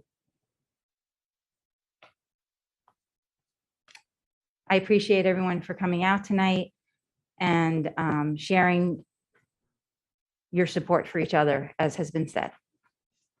And I've worked very closely with Ms. Montfort, and just, these are hard decisions.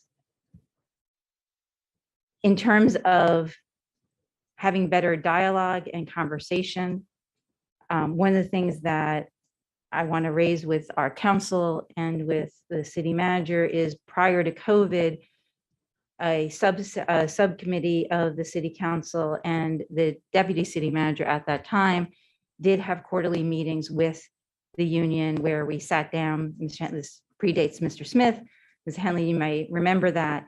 And I think they were very productive meetings. And we had a time where we were communicating very well. And I'd like to see if we could get back to that. So that is one thing. The second thing is, I did get a request from the union late last week to make sure that when our committees return in person, that any volunteers or committee members from the city are vaccinated. And we're doing that. And that was a request to do that. And we sent out notices that make sure that anyone who sits on our committee, if they come in person, that they're vaccinated. That was in response. That's Mr. Henley. I'm just making sure people know. That What, was that. Mr. Please. To the same standard that they were holding their employees. I know, and I'm making sure people know that I'm informing my colleagues on the council that action was taken because you sent us an email requesting it. Thank you. And if I could continue. This is a really hard decision. I've lost people to COVID. I know people who are still immune compromised and have children under the age of 5 who can't be vaccinated and are petrified. I can't tell you how many phone calls I got today and emails of people who didn't want to send their children to school because the mask mandate had been lifted. So I know what we heard tonight, and I appreciate you, Licia, like there's no tomorrow, and what you've done for this community. And I also know the number of phone calls I've gotten in the last 2 years of people just really scared and who have lost loved ones and are scared to lose more. And I think that's what we have to balance right now. And I think we need to look at, as we've said, our policies. We need to make sure that, yes, we are a community here. The employees are part of our family. And we also need to make sure that we're protecting our employees and the people who come into this community center. And we need to make sure we're doing that. And like my colleague said, I asked Mr. Fox to, look at that balance and see, are we protecting people? And are we doing what we can for our employees as well as our residents as we navigate these waters? These are very, very difficult decisions. I know that. These have been just horrific times. And I appreciate everyone for coming out this evening and sharing their views. And again, I just join with my colleagues and ask that we look at what's going on in the city, we take into consideration changes. And I understand, Mr. Henley, that these things have been going on for a while. And yeah, we need to move forward again with making sure that our employees are safe and the residents who trust us to come to this facility are also safe. So thank you. Mr. Fox, it is your turn for the comments. Thank you, Madam Mayor and members of council. First off, I just want to start out by saying I support our city staff. Each and every day I come into this building and I work for this community, I think about our city staff each and every day. I don't take any decision that I make in conjunction with our leadership team, in conjunction with our regional city managers and other members of COG lightly. As it relates to our vaccination mandates, our mask mandates, and any other teleworking, any other policy that we have put in, it is with the eye towards the health and safety of our staff, as well as any visitor that comes in this building or any city facility that we have in the city. I won't touch on the individual personnel matters that we heard this evening or that have been sent into the council, but I will say all policies have had input from AFSCME leadership 3399 and as of last year, and AFSCME have agreed to the policies, provided feedback to the policies. We have taken their input, every policy that we have created in the city. I understand that now we're implementing those policies that AFSCME and other members disagree with where we are. And I get that, and I respect their position on that. But I will say their feedback has informed changes to our policies. And one policy I will say, when you look at our teleworking policy that was 2 days, it was changed to 3 days because of input that we got from AFSCME members that are here this evening, and other changes that will be forthcoming is taking into consideration where we are with this pandemic, this ever-changing fluid time that we live in. So we'll continue to make those changes as appropriate as we move forward. We'll continue to share that information with the community, with staff. We'll continue to make sure that we're coordinating with other jurisdictions as we have since I've been here this last 7 months. Our policy is no different than any other jurisdiction in the COG area. Every other jurisdiction has a similar policy that we have because we all meet, we confer, we talk about it as a collaborative group, and we inform those policies and socialize them in our organizations. But I hear members of the community, I hear our staff, I hear mayor and council, and we'll continue to do that and make sure that you all stay informed every step of the way as we make those changes.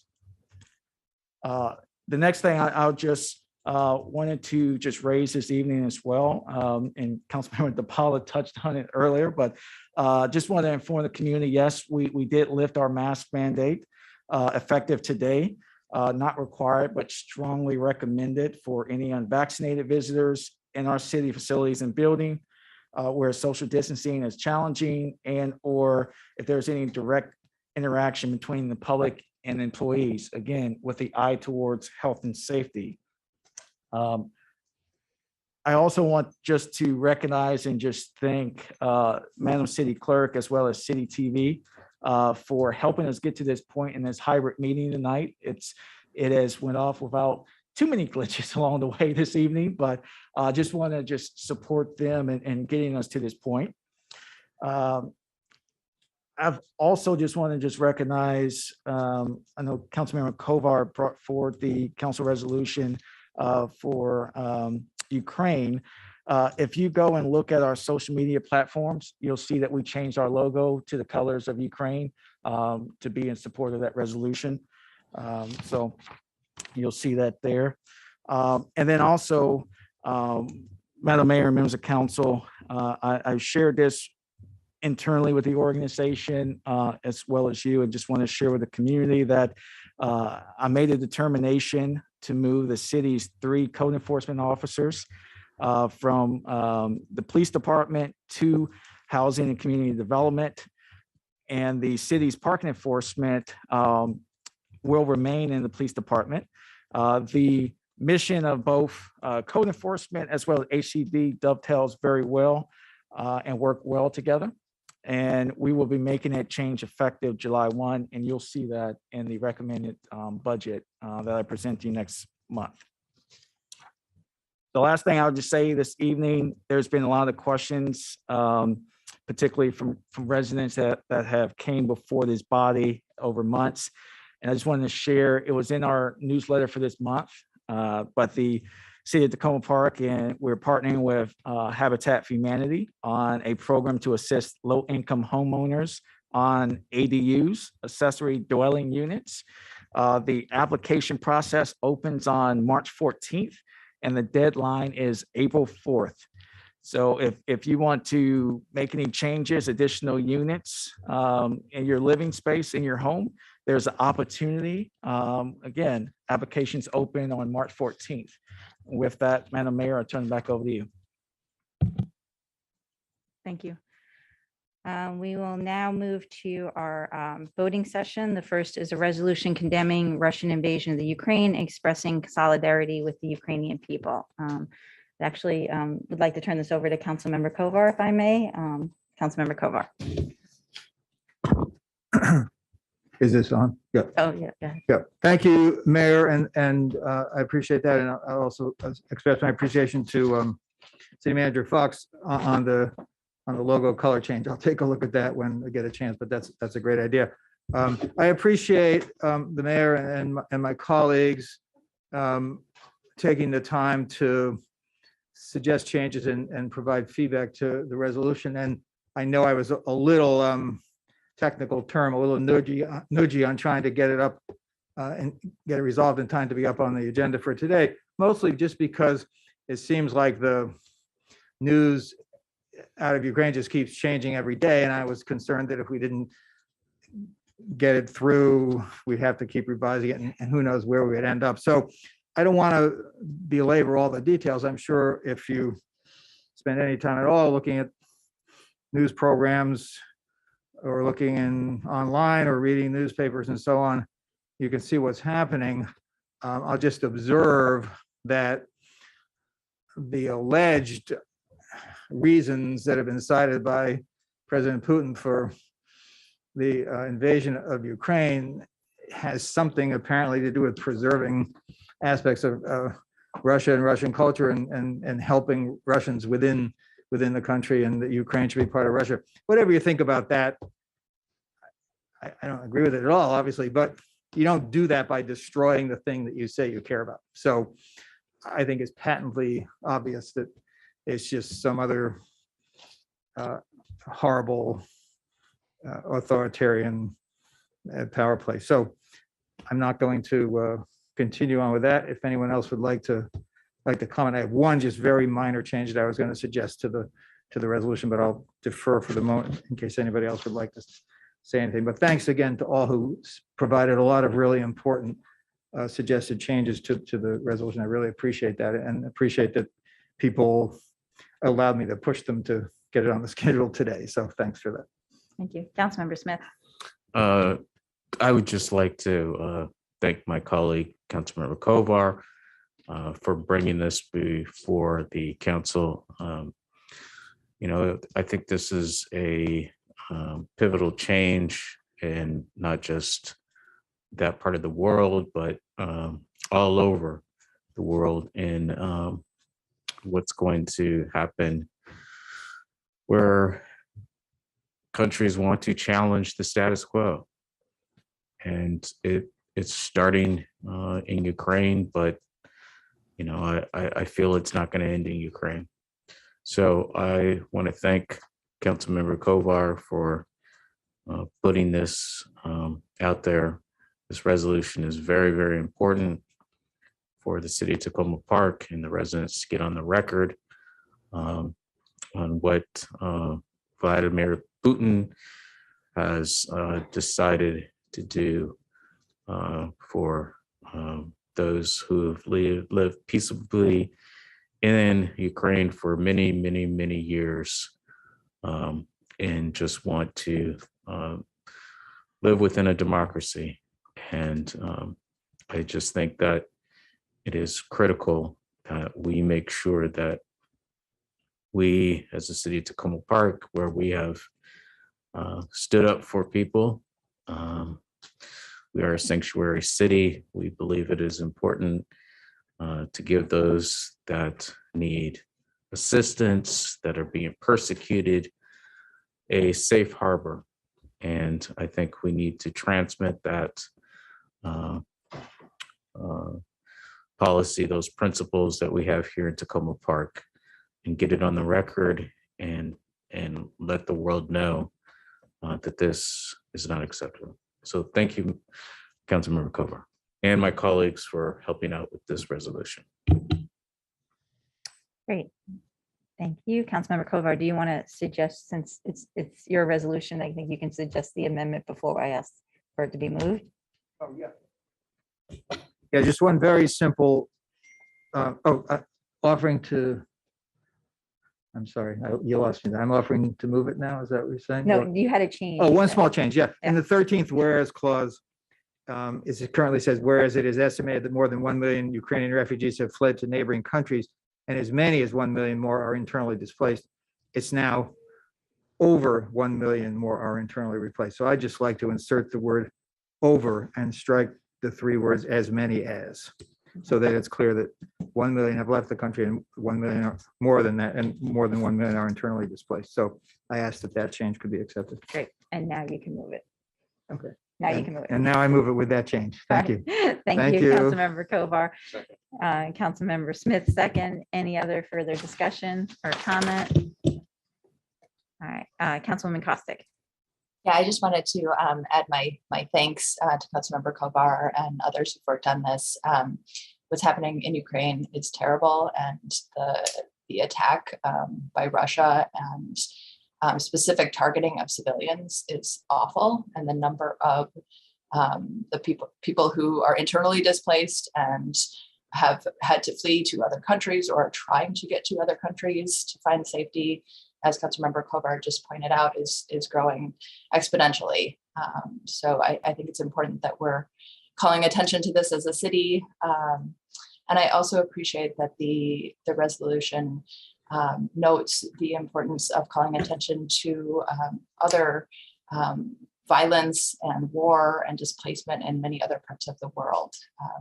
As we know, there are there's violence and refugees fleeing their countries and their homes in many other places that don't often receive as much attention. And in many cases, these are non-European countries with Black and Brown majority populations. And we've seen, very rightly so, a lot of media attention on the terrible things happening in Ukraine. And I think it's important that this resolution also calls for more attention on the terrible things that are happening in other parts of the world as well. So I strongly support this and appreciate everyone's work on it. Thank you. Since we are back in person, we will, we no longer have to do the roll call vote, so we will do a vocal yay, nay, or abstain.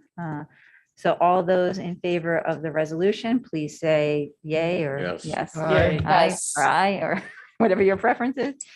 Any nays? Any abstentions? All right, the resolution passes unanimously. Thank you again, Councilmember Kovar, for your work on that. Our next item is the first reading ordinance adopting a redistricting plan. Turn it over to the city manager. Thank you, Madam Mayor. This item before you this evening, Mayor and Council, just want to just inform you that the more refined map is available online as of today. Staff has followed up with the city attorney. There was a lot of questions over the last couple meetings as it relates to legal challenge, deviation, splitting blocks. So staff followed up with city attorney to get his legal opinion on that. And based off of the city attorney had no concerns, and that mayor and council is able to proceed with redistricting plan in accordance with his guidance that he provided. He had no concerns on the items that we presented to him based off of the feedback from the community. With that, is anything, Madam Clerk, anything for? I would only just add, there are also, the statistics are now available online as well, in addition to the newer, more refined map. Thank you. And I just, one clarification I want to make, just given the public comment we had this evening, that the city attorney did review both maps, X and Y, what we were calling them, weeks before, and had looked at both of them and to answer questions regarding if there were any legal issues or concerns with either map. Yes. So it wasn't just map Y, because I think that Yes. came up this evening. So that was real. Thank you very much for that clarification. All right, well, Mayor? yes, Councilmember. I wonder if I could ask Yeah. a question. You know, people are excited that they're moving into Ward 4 with this new map. And I just wanted to check of when this actually becomes the map that governs which council member is, or which residents are within which ward. Yes, so although the ordinance will be effective on March 16th, the actual new map becomes effective with the election. So you continue to represent the same addresses you have always been representing, and it will just change with the election itself. Thank you. Thank you. All right, well, it's Councilmember, Councilmember Kovar. I noticed the same thing, and I don't want to make a change now, but if we can just really make it clear to everybody that it looked almost like when you read the resolution that people were going to start representing. the new- We'll add the new maybe for folks. the second reading. we Yeah, can maybe we add could just add a clarification. I didn't want to slow it down for that, but thanks. Thank you. Okay, any other comments? All right, would someone like to move the ordinance? Councilmember Siemens moved. Do I have a second? Councilmember Kovar, any other questions? See none. All those in favor? Oh, Sorry, yeah. Mayor, I don't think you can see my hand. It's sort of in your map. That's why. So it's sometimes. Oh, apropos for redistricting. Thank you. I just wanted to say, first of all, thank you to everyone for your work on this, and thank you for working so hard to help keep together, to the extent possible, neighborhoods that wanted to be kept in the same ward, regardless of what ward that was in, particularly in Ward 3, where a lot of changes are being made. And I think with this map, we've come to a place where I think that is mostly done. SS Carroll neighborhood is one of the larger neighborhoods that is being broken up, and there's sort of no way around that in this redistricting. But to the extent that we could, I really appreciate that everyone worked hard to make sure that smaller sized neighborhoods and other neighborhoods were kept together. I do plan on voting against this resolution just because, as I expressed earlier in the process, I supported Map Z, which did not move forward. But I really appreciate where we've come with this map. Great. Any other comments? All right, all those in favor? What, yeah, Council. This is first reading, is that right? Yes. Never mind. Yeah, so we don't have to do the roll call. The second reading we do, right? I'm remembering. All right, all those in favor, please say aye. Aye.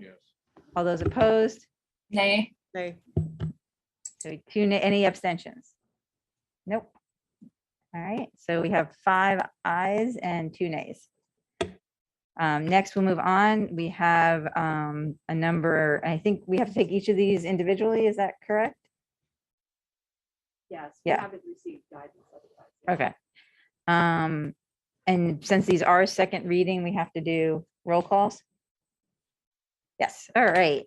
Second reading ordinance approving installation of traffic calming on the 7900 block of Glenside Drive. Would someone please like to move that? Councilwoman Searcy, do I have a second? Councilman Devala? Any comments? Seeing none, will the clerk call the vote? Councilmember Kovar, Aye. Councilmember Duvalla, Yes. Councilmember Costick, Yes. Councilmember Siemens, Aye. Councilmember Smith, Yes. Councilmember Searcy, Mayor Stewart. Yes. All right, moving on to the next one. The second reading ordinance approving installation of traffic calming on the 6700 and the 6800 blocks of Prince George's Avenue. Someone like to move that? Councilwoman Deval, yes, you do want to move that one. Do I have a second? Councilman Searcy, second. Any questions? All right, seeing none. All right, Councilmember Kovar, your lights on. Okay, will the clerk call the vote? Councilmember Kovar. I knew that was happening. Oh, sorry. Aye. Councilmember Duvalla, Yes. Councilmember Costick, Yes. Councilmember Siemens, Aye. Councilmember Smith, Yes. Councilmember Searcy, Mayor Stewart. Yes. All right, last one. Second reading ordinance approving installation of traffic calming on the 6400 and 6500 blocks of Fourth Avenue. Would someone like to move this? So moved. Councilwoman Costick moved. Do I have a second? Councilwoman Searcy, thank you. Sorry. It's a lot harder than on Zoom when I can't see you all. All right, seeing any comments? Seeing none, will the clerk call the vote? Councilmember Kovar, Aye. Councilmember Duvalla, Yes. Councilmember Costick, Yes. Councilmember Siemens, Aye. Councilmember Smith, Yes. Councilmember Searcy, Mayor Stewart. Yes. Last voting item tonight is single reading ordinance approving procurement of police mobile data terminals. We had discussed this in a work session last week. The only change is that we now have the number that was budgeted in last year compared to what the actual costs will be, which are actually lower than what was budgeted. There are no other changes, so would someone like to move this single reading ordinance? So moved. Councilmember Smith, do I have a second? Councilman Searcy, second. Any questions or comments? Seeing none, this is a single reading ordinance. Will the clerk call the vote? Councilmember Kovar, Aye. Councilmember Duvalla, Yes. Councilmember Costick, Yes. Councilmember Siemens, Aye. Councilmember Smith, Yes. Councilmember Searcy, Mayor Stewart. Yes. All right, now we will move on to the police department's annual report, and we have the police chief joining us.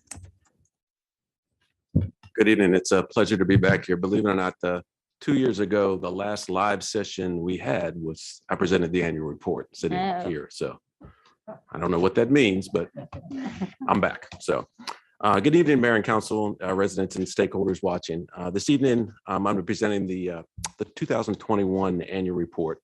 The purpose of the annual report is to provide information about our police department, about about crime in the city, accomplishments of the police department, and explain how every individual can partner with the police department to make our communities safer. You'll find this annual report has been structured a little bit differently than in the past, mainly regarding the posting of statistical data. As we now post comprehensive arrest data and traffic stop data posted annually on our data web pages, we focused our crime data on this report more on ward-specific crime as opposed to some of the more specific statistics we had in the annual report previously. I think this is really important, and especially tonight. I want to first thank the men and women of the Tacoma Park Police Department. I continue to be extremely proud of all of their accomplishments. Daily, their bravery and their service to the community. It has been an extremely difficult 2 years with COVID and with all of the other things going on within law enforcement. We have the state-of-the-art police department, one that is mirrored by many other police departments across the country, and I'm extremely proud of the men and women of the police department. So kudos to them. I want to say this too. I cannot stress enough, the support of staff is critical to continuing the positive staff accomplishments we've made in our police department. In 2021, our city and the nation continue to face the challenges of a global pandemic and a national outcry for reform in our public safety system. In 2021, the Tacoma Park City Council created a Reimagining Public Safety Task Force to review the public safety model here in Tacoma Park. The task force made 51 recommendations.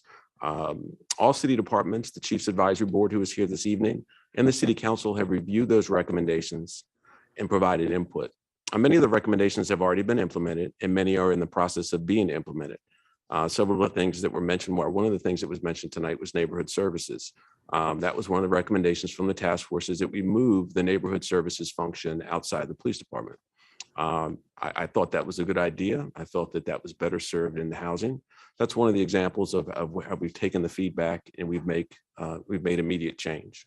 One of the other ways was the posting of statistical data. We recently developed a web page that advertised 5 years of arrest data, traffic stop data, disintegrated by race, location, gender, you name it. So I'm very proud of that. I'm very proud of the statistics that show the police department is doing the right thing. In 2021, the city of Tacoma Park saw a 5% increase in Part 1 reported crimes over the year. Part 1 reported crimes are serious crimes. This trend is not unique to our agency. Many agencies locally and nationally have seen a significant increase in serious crime. In reviewing crime across the city, Ward 6 represents most of the crime, which is about 44%. This is consistent to prior years, followed by Wards 3 at 17% and Wards 1 and 2 with about 13%. This is a continued trend that we've seen over the years. We also saw a significant increase in the number of vehicle collisions reported in the city in 2021. A total of 196 reportable crashes were recorded in Tacoma Park in 2021. This was an increase from 139 in 2020. We believe this increase is directly related to the huge reduction in vehicular traffic in 2020 due to the national shutdown due to the pandemic, which led to far fewer vehicles on our roadways and thus fewer reported collisions. I just want to put the numbers in perspective. In 2018, we had 2,002 collisions, and in 2018, we had 2,003 collisions. In 2019, we had 202. So in 2021, we still remain below the pre-pandemic numbers. We continue to monitor these trends and focus on serious traffic offenses, utilizing data to ascertain problem areas and allocate resources, as well as resident observations and complaints to address traffic issues in the city. Training is really important for both sworn and non-sworn, and it remains a priority. It enhances the skills and knowledge and abilities of our staff, and it also identifies gaps in capabilities and procedures. Tacoma Park police officers, like all sworn officers in the state, must meet minimum criteria for the Maryland Police Training Commission, which includes 18 hours of annual in-service training. This is your firearms training, your driver training, sometimes other training that's related to the training commission. This training is completed jointly with various law enforcement agencies across the county to ensure a coordinated response during emergency situations, including firearms, use of force, and other updates. Our staff, I want to say this, and this is really important, attended training far and above the national standards and the Maryland Police Training Commission standards. A full list of training can be attended by our staff can be found in the report, but some of the training that our officers that have attended, I think, is really important, and we've seen a result of this in some other areas. All of our officers attended active bystander for law enforcement training. This training is focused on the importance of officers reporting unethical behavior by other officers. Everyone knows the traditional thin blue line. We're trying to eliminate that. We want to encourage officers to report misconduct when they observe it. This training helped to reinforce this culture and have created a culture that encourages our officers holding other officers accountable. Not only do we encourage staff to report misconduct, we encourage the public to do so as well. We fully investigate all complaints received. To put it in perspective, the department received 13 complaints in 2021. 3 of these complaints were submitted by community members. 10, let me say it again, 10 were submitted internally. So this reinforces the fact that we really want our officers and our staff members to report misconduct when they see it.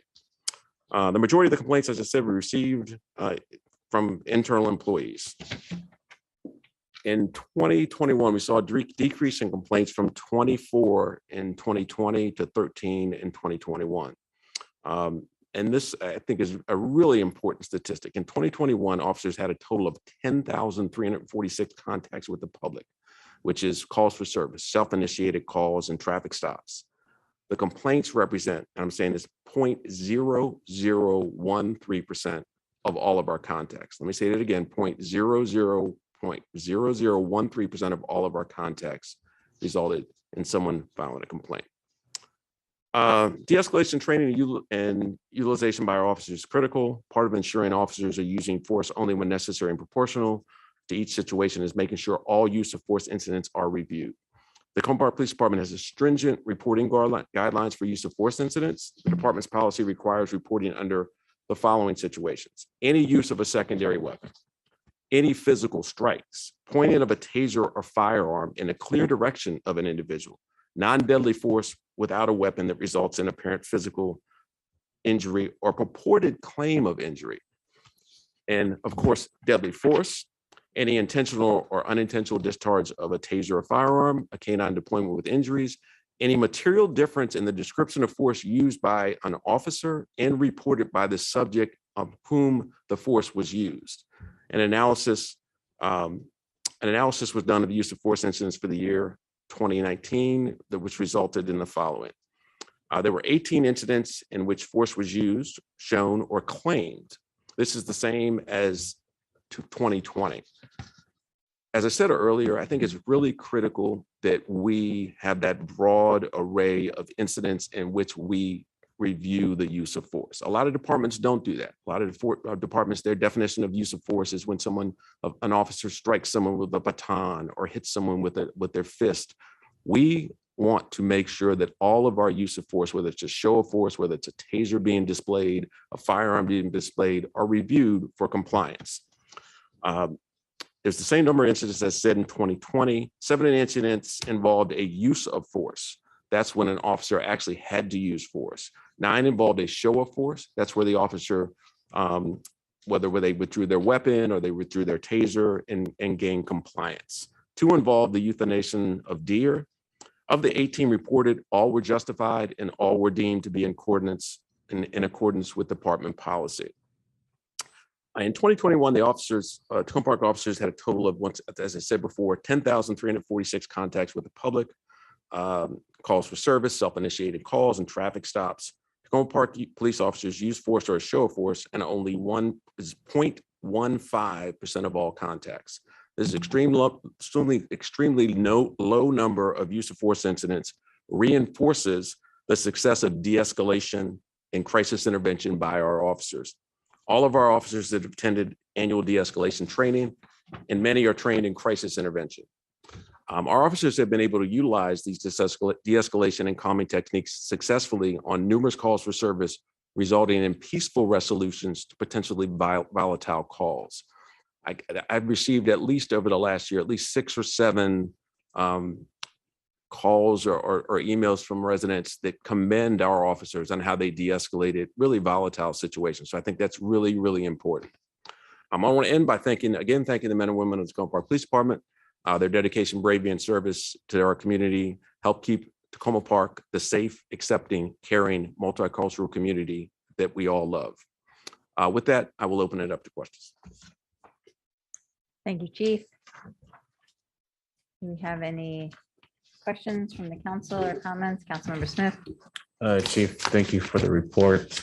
Just an overall question, with these changes in stats, we're having a lot of crime going on, not just here, but around the country. Do you have any recommendations that, policy changes that the council could possibly make, or some things that you're seeing that other jurisdictions are doing that can help with this? Thank you. That's a really good question. I appreciate that question. I've said from the beginning when we started the Public Safety Task Force that I truly, truly believe that we must take a holistic approach and a holistic review of what is causing the underlying conditions that are causing people to commit crime. And until we do that, I think we're going to continue to see this. The pandemic has really caused havoc on families and communities. And until we start looking at early childhood education, until we start looking at housing, summer jobs, things that our youth need so they don't have to resort to crime, housing, all of these things are so critical. But not only that, we're also talking about rehabilitation. If we don't have a system that rehabilitates people when they do commit crime, we're going to have the same continued cycle. So I think the entire council has seen Gail Fisher Stewart, who's going to speak later on, this overview of kind of law enforcement. We are the agents, of society, and if society is not fixed, we're going to still continue to address those same problems. So for the bigger picture, long term, I think we absolutely need to look at this holistic approach. We need to start offering summer jobs, and we need to start looking at early childhood education. All of these things, some of the things that were addressed in the Public Safety Task Force, I think are really important. We need to start doing those. Just to put in perspective here in Tacoma Park, the increase in crime was from 551 incidents in 2020 to 578 in 2021. So overall, we have a very, very safe community. But any of these incidents, anytime that a youth comes into the criminal justice system and then is labeled and is not able to get a job, so what else are they going to do? You get arrested for a minor offense, you can't get a job, so you don't have money, so you can't eat, so you can't help your mom pay the rent. So what do? So it's a constant cycle. I don't mean to get on the soapbox, but I said this multiple times. Until we take this holistic approach, we're going to continue to have this cycle. Thank you, Chief. Councilman Searcy. Thank you so much, Chief. And I agree wholeheartedly that we need to address the root cause. And a number of the societal issues is leading people to crime. I want to commend your staff on this report. I love having a paper version. I've read it electronically, but it's a lot easier when you have it on paper. The thoroughness of the data is much appreciated, but also your attention to really calling out things like how we're addressing all of these various mandates that are coming down the pike. How really, when we're talking about use of force, what is the incidence rate? What are we actually talking about here? Really spelling out all of the community policing activities that we do, which is really substantial. I think that this report, as I see it and did communicate in prior council meetings, is going to be the way that we really help people to understand that we're not like folks you might, or police departments that you may have heard about on CNN. You know what I mean? Like we do it different, right? And so I appreciate all of the hard work that you all did in this report and really calling out and really operating in a spirit of transparency. So I just want to thank you for that. Another thing, I know Ward 6, we continue to be at the top, but it really relates a lot to our commercial district, very much so. And we're starting to see more incidents, to the point that you raised earlier. Desperate people take desperate acts. And so what are some of the things that you all are thinking in terms of our commercial district? I know that business owners in that area are really open to working with our police department to try to figure out ways to improve safety and reduce crime in the area. But have you all thought about things that could be done there too? I appreciate that. And if you do look at the numbers, a lot of the crime in Ward 6 is related to the businesses, a lot with very high prevalence of larcenies, thefts. We really have paid special attention. So what we've done in all of our business areas, but specifically the Crossroads, is we went out and got all these electric bikes. And I hate to hit on another point of the task force, but that was one of the recommendations, that we get more electric bikes so we can get out and about. So we have a Take 30 program, which requires all of our officers for 30 minutes of every shift to either be on foot or bike patrols in that business district. We feel that presence is extremely important for people seeing that presence. What we've also done is we partner with the Tacoma Langley Crossroads to have overtime details. They were able to get funding to have overtime details through the Tacoma Park Police Department to have our officers doing foot and bike patrols on the weekends. We think that's really important. We're also looking at creating meetings. COVID, once again, has really put a damper on some of the face-to-face meetings we can have. So we're trying to put together a business meeting. Early on, when I became chief about 4 years ago, I did a business walk where we walked through and we talked to all the business members. And I'll be honest with you, crime is probably underreported in Ward 6 in some of those businesses, because a lot of people don't report if a scarf is stolen that costs $5. It's just more of a headache to notify us. So encouraging business owners to call us, having that partnership, knowing who the beat officers are, that's important. So we understand, there's a lot of moving parts in the Crossroads. Not only are they dealing with traffic related to the Purple Line. Once again, there are a lot of people in that area. We're really hit hard by the pandemic.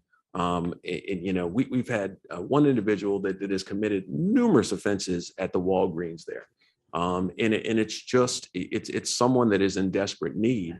And I'm very confident. What I'm very excited about is some of our mental health counselors and their impact on this area. We do see a lot of people in that area that are homeless. So we're hopeful that our new mental health counselors will be able to address that. I didn't touch on that in my opening statement, but we're very, very pleased that it looks like we're going to be able to partner with the Montgomery County Department of Health and Human Services to oversee our program, but still have counselors here in Tacoma Park. We'll be coming back with more of that. City Manager Clark and I had a really good conversation with Director Santiago from the Health and Human Services. So I think that is going to be a really pivotal thing. But I think it's just about developing those partnerships. There's a lot of new businesses. Is gonna go a long way. I've gotten a lot of really good feedback just from our on-duty foot patrols and bike patrols, and now that it's getting nicer, but also that partnership on the weekends. It's causing more of our officers to really get out on foot, get to know the business owners, and so on and so forth. We've had some pretty scary incidents. We had 2 of the robberies at the jewelry store, which shots were fired, and so I think that special attention there is important. I think we need to get back into those communities. And I think earlier, Councilmember Smith asked, how can you all advocate? I think it's just partnering with us when we get out in those communities. If you hear something from somebody bringing that information back to us, we can't always be everywhere, but it's really beneficial for us to have that information. Ward 6 also saw one of the most significant incidents last year. We had the shooting involving the off-duty Pentagon officer. At the Overlook Apartments. So we understand that Ward 6 is seeing a bulk of our crime, and it is not going unnoticed by us. Thank you so much. Sure. Councilmember Siemens. Thank you, Mayor, and thank you, Chief, for coming tonight and having a spectacular report for us. I also want to take this opportunity to thank the men and women of your department for all of their hard work, their dedication, and the excellent job that they're doing, especially in light of the cultural change that has been going on in the department since your arrival here. And I really want to thank you for the work and helping to move us from the warriors to the community members. Really appreciate that. Just a couple of questions. One is, one of the things that I have always advocated for is a closer working relationship between the police department and other city departments, because your staff goes out and frequently has the first opportunity to identify families and young people who are in need of some change in direction. And after you identify that, in the past, little has happened with that information. And so I wondered what the changes have been made, if any, at this point, so that you're able to move some of those families and young people into programs that can be help them to overcome some of the challenges. That's a really good question, and it goes back to that holistic approach that I spoke about earlier. We had 2 programs that we could not continue due to COVID. One was our homework program, and the other was our Explorer program that really connected us, the police department, to a lot of those youth. So we're looking at bringing those programs back. But you brought up something earlier, and that's the connection to programs. As we come into contact with a lot of people, we work very closely with Grace Wiggins when we come in contact with people that are dealing with housing issues. But I think one of our best connections is our connections with the principals here in the city of Tacoma Park. It has really put us in touch with a lot of families that are in need, not only in need via our Christmas giveaway, which was more robust than it's ever been, but so critical to identify families through MCPS. But what I think is really important, and I've touched on it before, is the relationship and referral to rec programs. There used to be a program, Man Up, that we used to regularly speak to, and that program has kind of gone away. So I really want to see some of those programs come back. That's our goal now that we seem like we're getting a little bit of leeway from COVID. We'll see where that goes. We really like to start getting back into those programs because I think those were so critical. They really paid dividends for us when Sorrell Briscoe was killed. Sorrell Briscoe was a young man that grew up here in the city. He was at one point involved in a gang. He also was a rapper as well. When Sorrell Briscoe was killed, there was a lot of mourning that needed to be done in the city, and a lot of our youth, went to areas of the city that other people felt were disruptive. They were on Maple Avenue, and they were doing things that a lot of people, residents in the city, called us and complained. In prior years, we might have gone down there and been heavy-handed and had an adversarial type of confrontation. But what we did is because of the relationships that we developed through Man Up, the relationships we developed through the Explorers and some other programs, we were able to work directly with them to allow them to mourn, but also not have it be as disruptive to the community. So we actually were here on the basketball court, and we actually were able to identify coordinators. But I can't tell you from our rec department how many people came and said how much they appreciated how they felt appreciated by us. Yeah. And I think that's the type of impact we need to have. Having grown up in the city, I've seen this police department in its good times and its bad times. And I've seen it really, the impact on me personally for both ways, but more so, I think, I won't even say more so, but really a lot when it was a positive impact. I think I'd like to be more involved with the rec department. I think the Tacoma Park Boys and Girls Club. I think there's a way that we can connect there. But I think all of these things are a work in progress. And I think that we as a city government, all of our departments need to work collectively. I cannot stress enough, and I've always said that this is extremely important to me, as these mental health counselors. I think so many of our community is in mental health stress. And it's not just the mental health counselors responding to a call for service, but it's our kids that have lost 2 years of socialization. So our kids that were in elementary school 2 years ago are now in middle school, or vice versa. We're in middle school and now they're in high school. Those socialization years lead to a lot of anger and a lot of just a lot of rage that we need to address. So I'm hopeful that our mental health counselors can address some of that as well. And also our elderly people that have just been sheltered. It's been, we have people in our community that haven't really physically talked to somebody or touched somebody in years. That's a reality. So getting to those people, I think is important. And like I say, and I think, Gail Fisher-Stewart will touch on it later. It's not just a police issue, and we need to find a way that we can incorporate all of the departments to address these problems, because right now a lot of these problems are put on the police to respond. And I think that we need, once again, and I hate to say it again, but take a holistic approach to incorporating. And I think that was your first question. How do we incorporate the other departments in? So I think that's and that's the key thing. Is in the past, police have been very isolated from the rest of the employees of the city. And I think that previous police chiefs have wanted that way. And I think that the community is better served when we use all of our resources to address these issues, with the law enforcement officers doing part of that, and part of their responsibility being to identify where the problems are, and then looking at the rest of the team here to help solve those problems. And in that light, one thing I would like to see, and I'd like to get just your quick opinion on whether it's a reasonable request, is I'd like to see the city council set some metrics so that, and this is where, you know, your department would probably be great help in setting those metrics to identify, actually create trigger points for when there should be a discussion between you and the council and maybe some of the other department heads to say, hey, look, it looks like something's moving in the wrong direction here. That, you know, we need to talk about it. Why is it happening? Or is there something that we should change policy-wise to help overcome that? I'll give one example where we actually did that in the past several councils ago.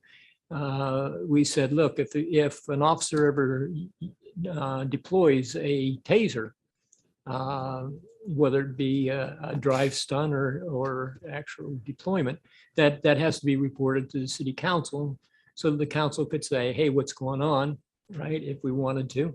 But that's one little piece and not really in the direction of what I'm worried about. Part of it is for oversight of the department, certainly, like with a taser deployment to say, okay, we know what's going on in the department. But part of it is, you know, where there's a trend in the community that maybe we should be thinking about how can we address it sooner rather than later. I think you bring up multiple points. As all of you know, I wrote an email to all of you, just kind of updating you on where we were with the resolution that was put in 2017.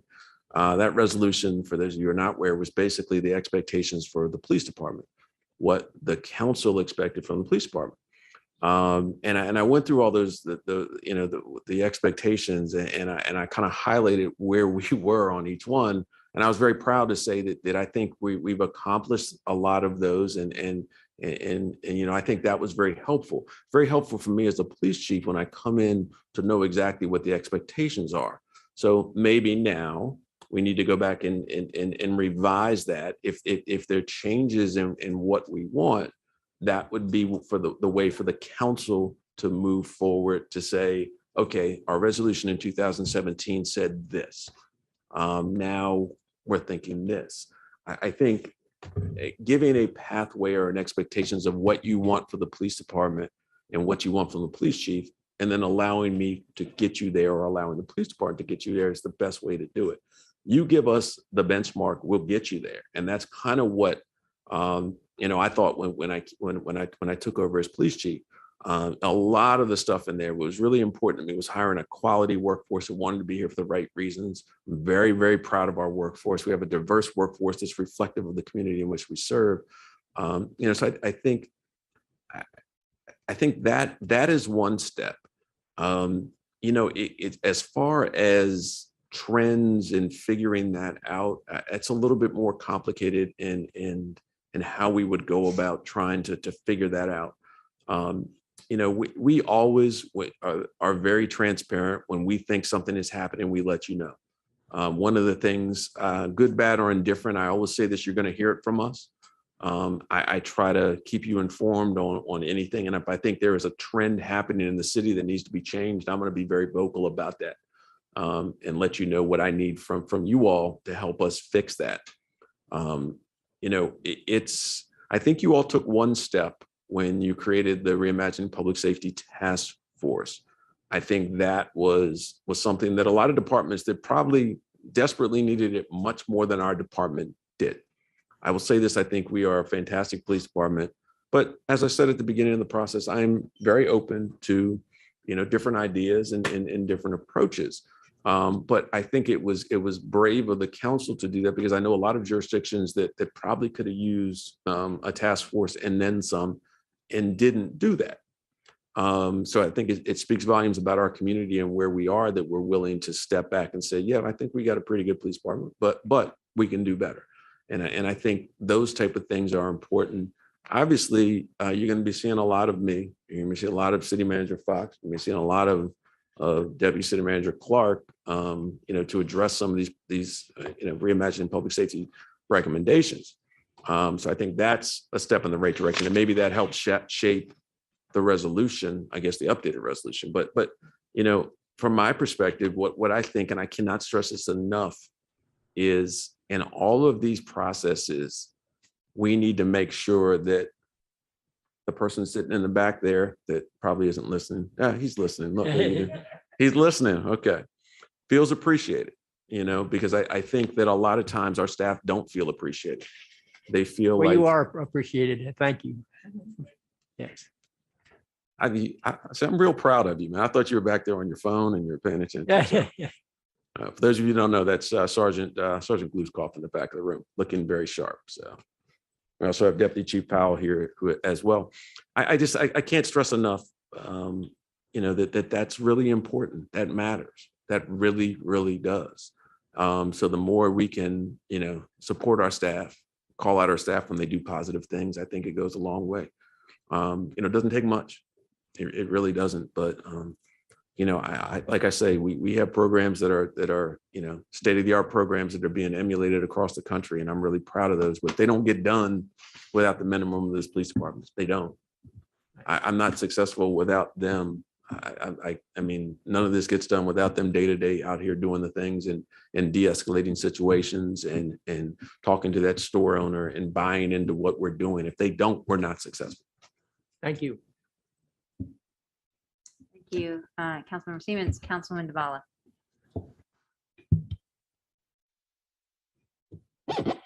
I just want to echo the comments of everybody else, say thank you for the direction you've taken this department in and the work you've done here in our community. And thank you to all of the people who you have on your team, both the new ones and the ones who've been around for a while. Because it's just been, it's been very rewarding to see the change in direction. And most of my other questions have already been asked. Thank you. Thank you. Councilmember Kovar. Thank you, Mayor, and thank you, Chief, for the presentation. Appreciate it, and appreciate very much the cultural change, for want of a better term, that we've seen under your leadership. It's really important, and glad to see that that's continuing. I had a few questions that I was going to submit in writing, but there's a handful I just wanted to ask you now. And if on any of these you'd rather just get back, that's fine, but I'll just mention them quickly. And these are things that people have been asking me about.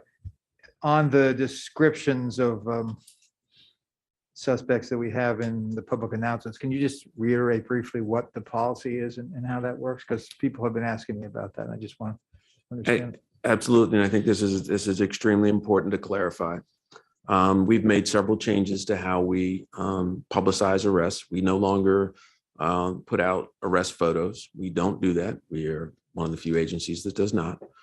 We do not list the race of any person who's involved in a crime as a witness or a suspect, unless it is related to investigating the crime. So in other words, if we have a lookout for someone that committed a robbery, but the only thing we have is 3 black males, we're going to put that out there.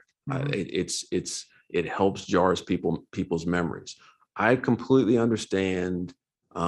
People feel like when we identify people by race, it's continuing the stigma that all black males do this or what have you. I mean, I understand that. I've lived it for 53 years, so I'm very cognizant of that. But I'm also cognizant of keeping our community safe.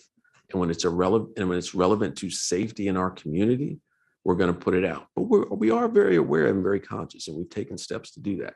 So just to clarify, if it is related to a lookout where we are seeking information and it is relevant to the lookout, we are going to post it.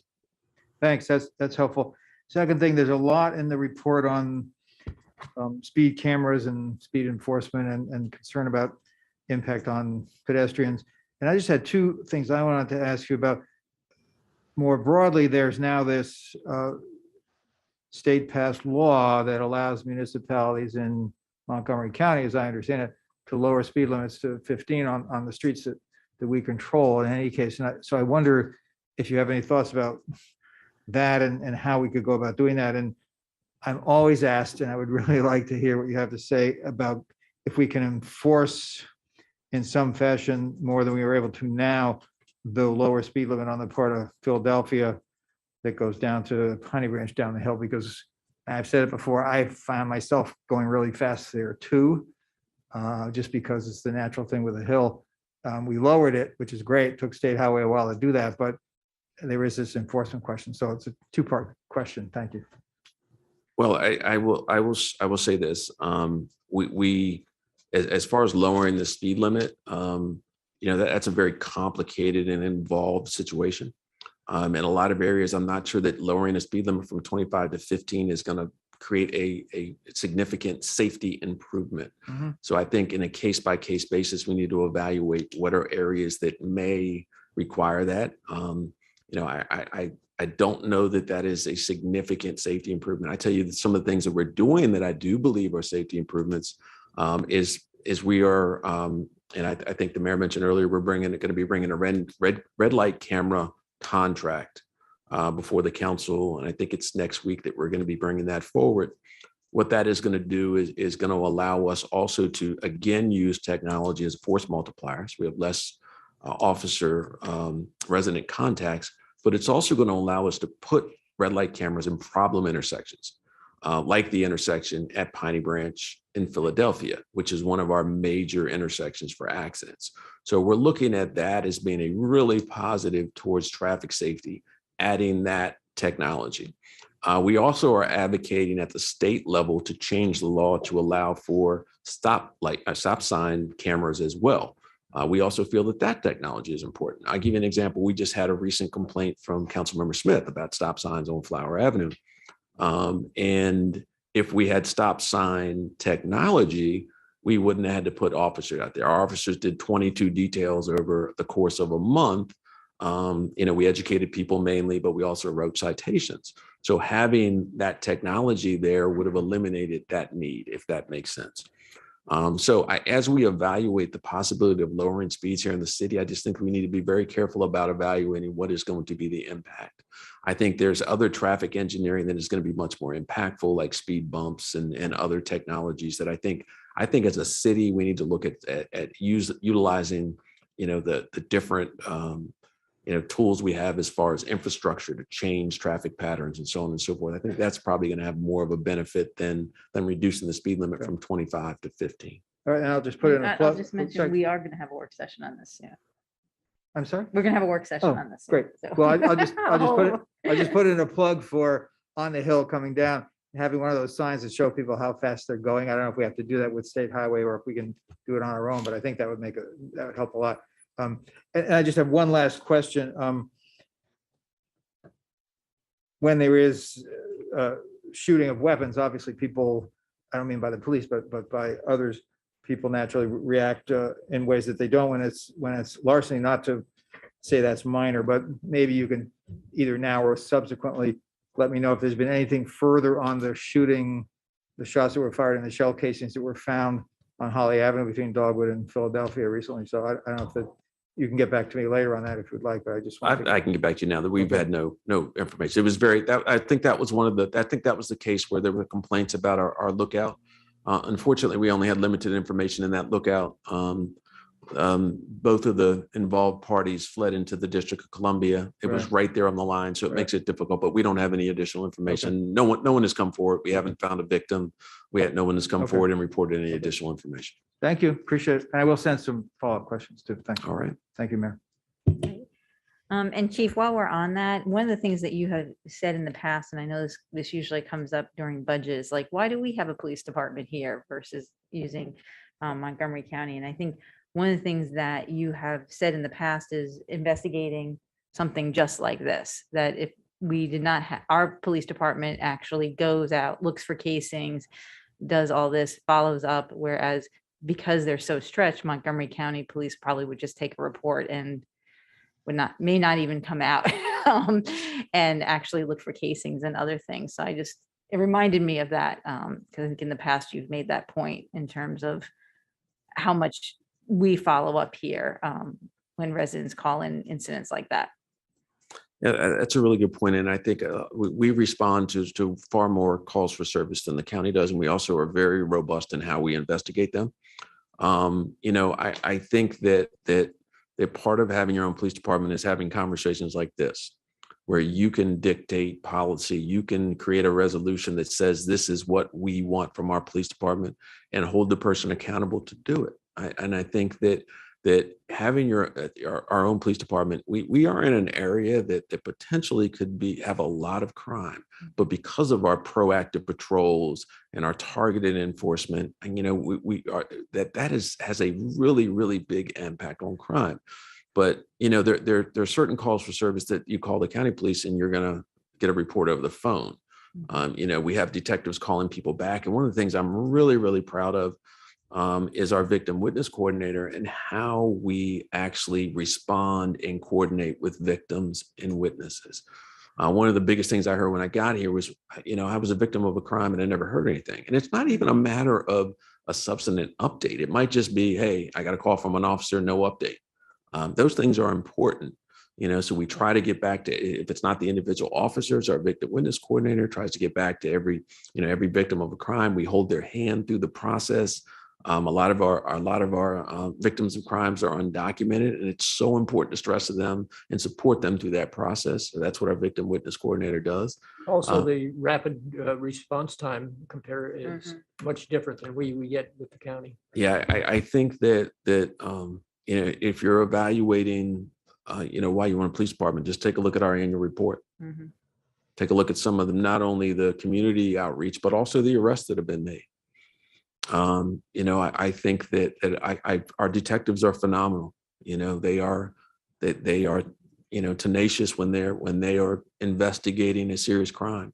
We take this seriously, but we also are very compassionate towards our victims and our witnesses. What that does is that leads people to want to contact the police and want to work with the police.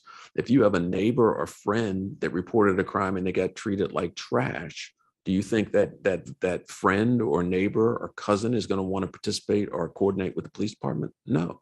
So I think all of this is about relationship building.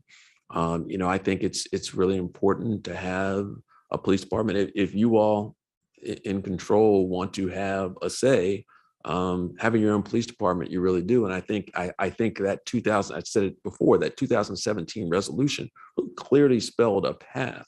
So I came here because of what I saw in that resolution. Councilman Costick.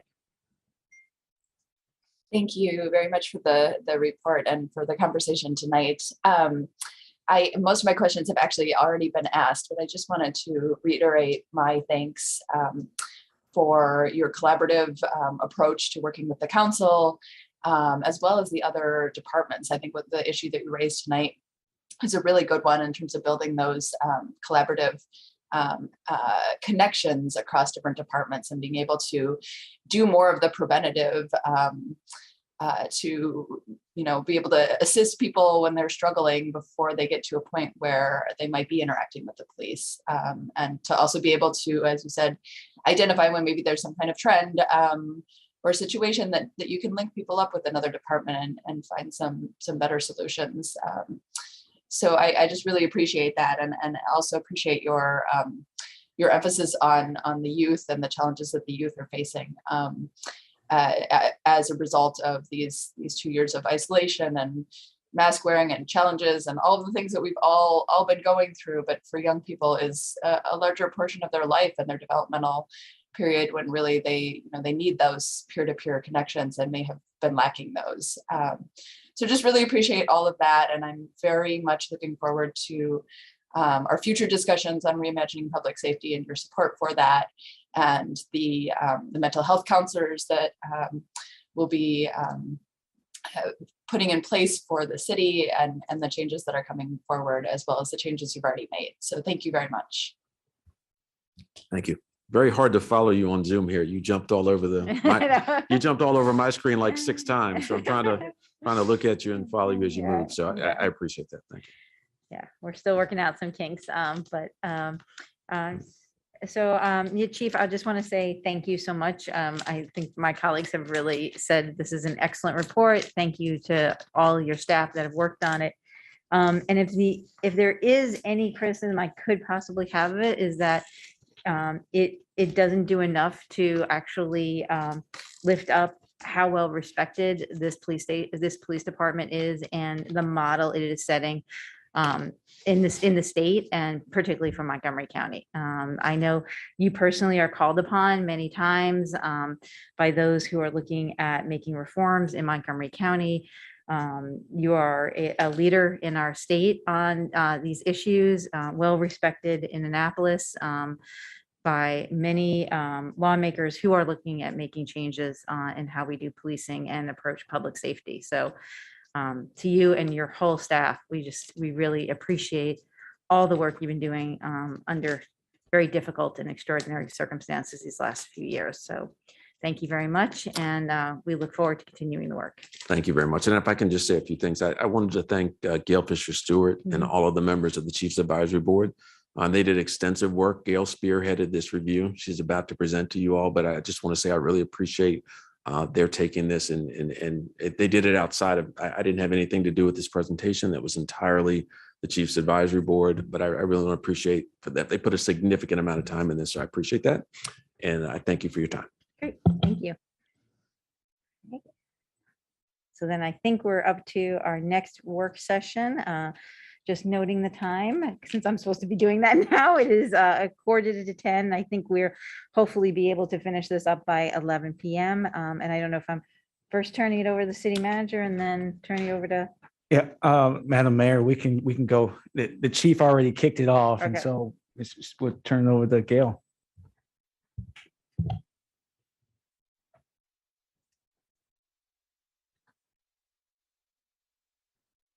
Not to prolong this, I am Gail Fisher-Stewart, good evening, everyone. And I am here in my role as a member of the Police Advisory Board. And I live in Ward 1. And I have worked with just about every police chief there has been here since 1984. And I can say that working with Chief Duvall has been a pleasure, an absolute pleasure. So the advisory board is a committee of advice, and we advise the chief on various issues concerning policing and public safety. And with reference to the report, advisory board members wanted to review the report with particular interest in how the recommendations would affect the police department under the rubric of public safety, and additionally, to ensure racial justice, and how we could assist the chief as those recommendations have been, some of them have been implemented and continue to be implemented. So overall, we agree with the chief's response to the recommendations, although there were a few areas on which he responded that we believe don't fall and should not fall under the purview of the police department. Sometimes the police department takes on more than they should because they're 24/7 and you call, we haul. And sometimes they ought to be able to say, that's not us. And so our focus would be on those recommendations that relate to increasing, decreasing, changing Tacoma Park PD areas of responsibility, specifically, and how we could assist the chief in doing that. However, and this is just an observation, when speaking about public safety, this is broader than just the police, as the chief has been talking. The police are only one component of any public safety initiative. And the other issue that concerned us as we reviewed the report was racial justice. Is there a specific problem that needs to be addressed by the police department concerning racial injustice and how policing is done in Tacoma Park? And we're not saying that there is, we're not saying that there is not. However, it was not apparent to us in the report. So as we look at the report, it is titled Task Force Report on Reimagining Public Safety to Ensure Racial Justice. And while there is information concerning the race relations and the police nationally, we don't see where it was discussed specifically pertaining to Tacoma Park. Therefore, it would be difficult for the police to make any changes or implement policies without having specific information, and even more difficult to bring in other entities to ensure racial justice. We also found that, again, looking through the public safety lens, out of the 51 recommendations, 32 dealt specifically with the police department or law enforcement. And our question is, after you look at the title of the report, was it the intent to focus that much attention on the police department as opposed to looking at it broadly in terms of public safety? And again, because public safety is much broader than policing, and policing is just one component, we wanted to make sure, ask the question, was that the intent of the report? Because there were 3 subcommittees: community quality of life, which looked at the intersection of public safety and quality of life issues, including housing, mental health, which the department is working with, and more, as well as the implications for Tacoma Park programs, policies, and the budget. The second one is alternative methods and responses, which assess Tacoma Park current policing practices for emergency and non-emergency calls. That's what it says, emergency and non-emergency calls. And yet there's this whole list of other things about the police department that don't fall underneath this particular subcommittee. Was that the intent of the evaluation? And then the third one was community engagement and transparency. And this subcommittee evaluated practices and policies related to sharing data and budget information among the public, as well as efforts to engage community partners. If you're going to have public safety, as the chief said, you need other partners throughout the community. Too often what happens is that you have a wheel and it's like a hub. And under traditional policing, the police are the hub. And then you have spokes where you try to put education or mental health or, businesses. But most of the times those other spokes are empty. Under community policing, the hub is the community with the city government, because you're one and the same. And then on each of the spokes, you would have housing, you would have mental health, you would have employment, and the police would just be one of those spokes, as opposed to taking on the onus. Because I heard the chief and he was agreeing to a lot of things. I'm saying, chief, that's recreation. Chief, that's mental health. Chief, don't agree to do that because you'll end up doing that. So we wanted to kind of look at this and then decide whether or not we wanted to go deeper into evaluating the report, because we've gone through and made comments to the chief's comments. So we are meeting without the chief, and he's right, we left him out of this process. We are meeting tomorrow night to see if we want to go even further into assessing the report in terms of public safety and ensuring racial justice, or just to finalize the comments we have in place to the chief's comments and then give it to the chief, and then he can do with it what he wants. But I have to say something. When George Floyd was murdered, this chief was the first chief in the country to say anything publicly. Other chiefs were afraid. You don't talk about other police departments. You don't air your dirty laundry. But this chief got on the news and talked about how offended he was with what he saw. And so we have a chief who is committed to public safety in this city. We have a chief who's willing to take risks and buck the trends. And the thing about it is that with the police department we have and the smallness of Tacoma Park, we actually have the opportunity, we have the potential to truly be a leader in public safety in this country, because we've been talking about this since 1984.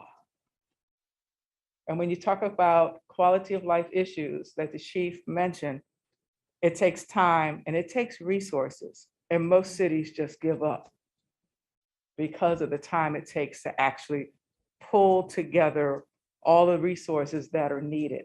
there was an article in the New York Times last week. They had a rise in auto thefts. And they found there was a direct correlation between the lack of educational and recreational programs because of COVID that led to the rise in auto thefts.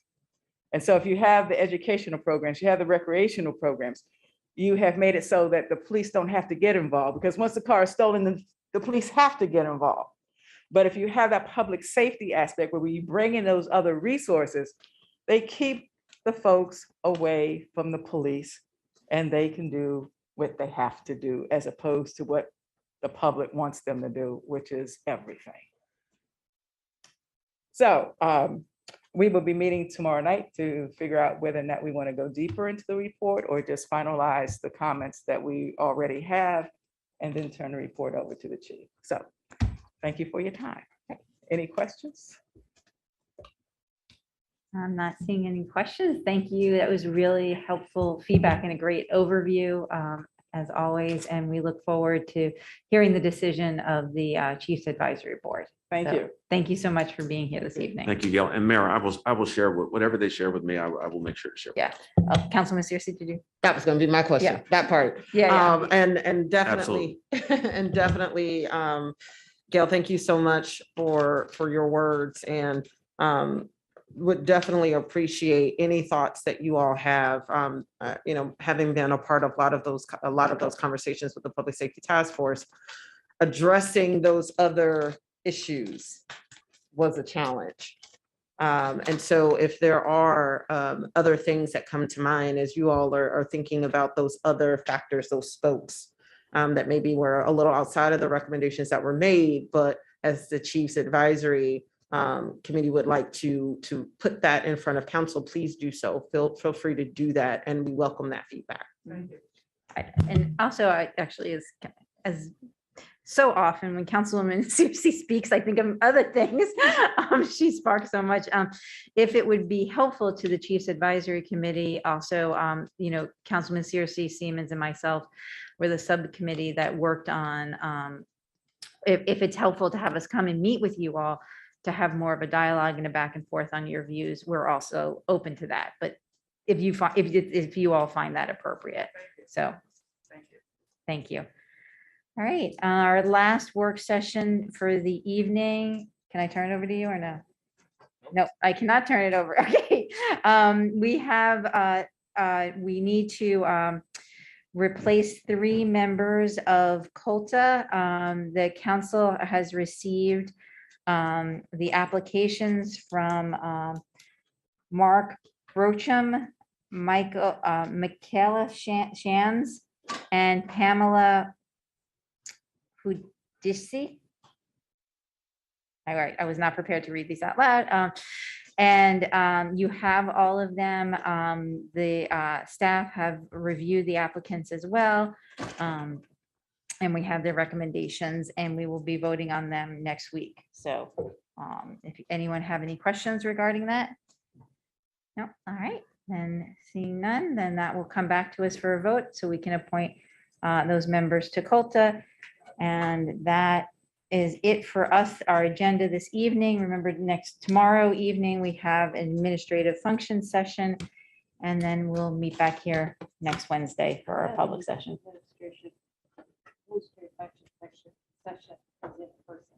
Yes, yes, except for Councilman Costick, who looks very tired right now.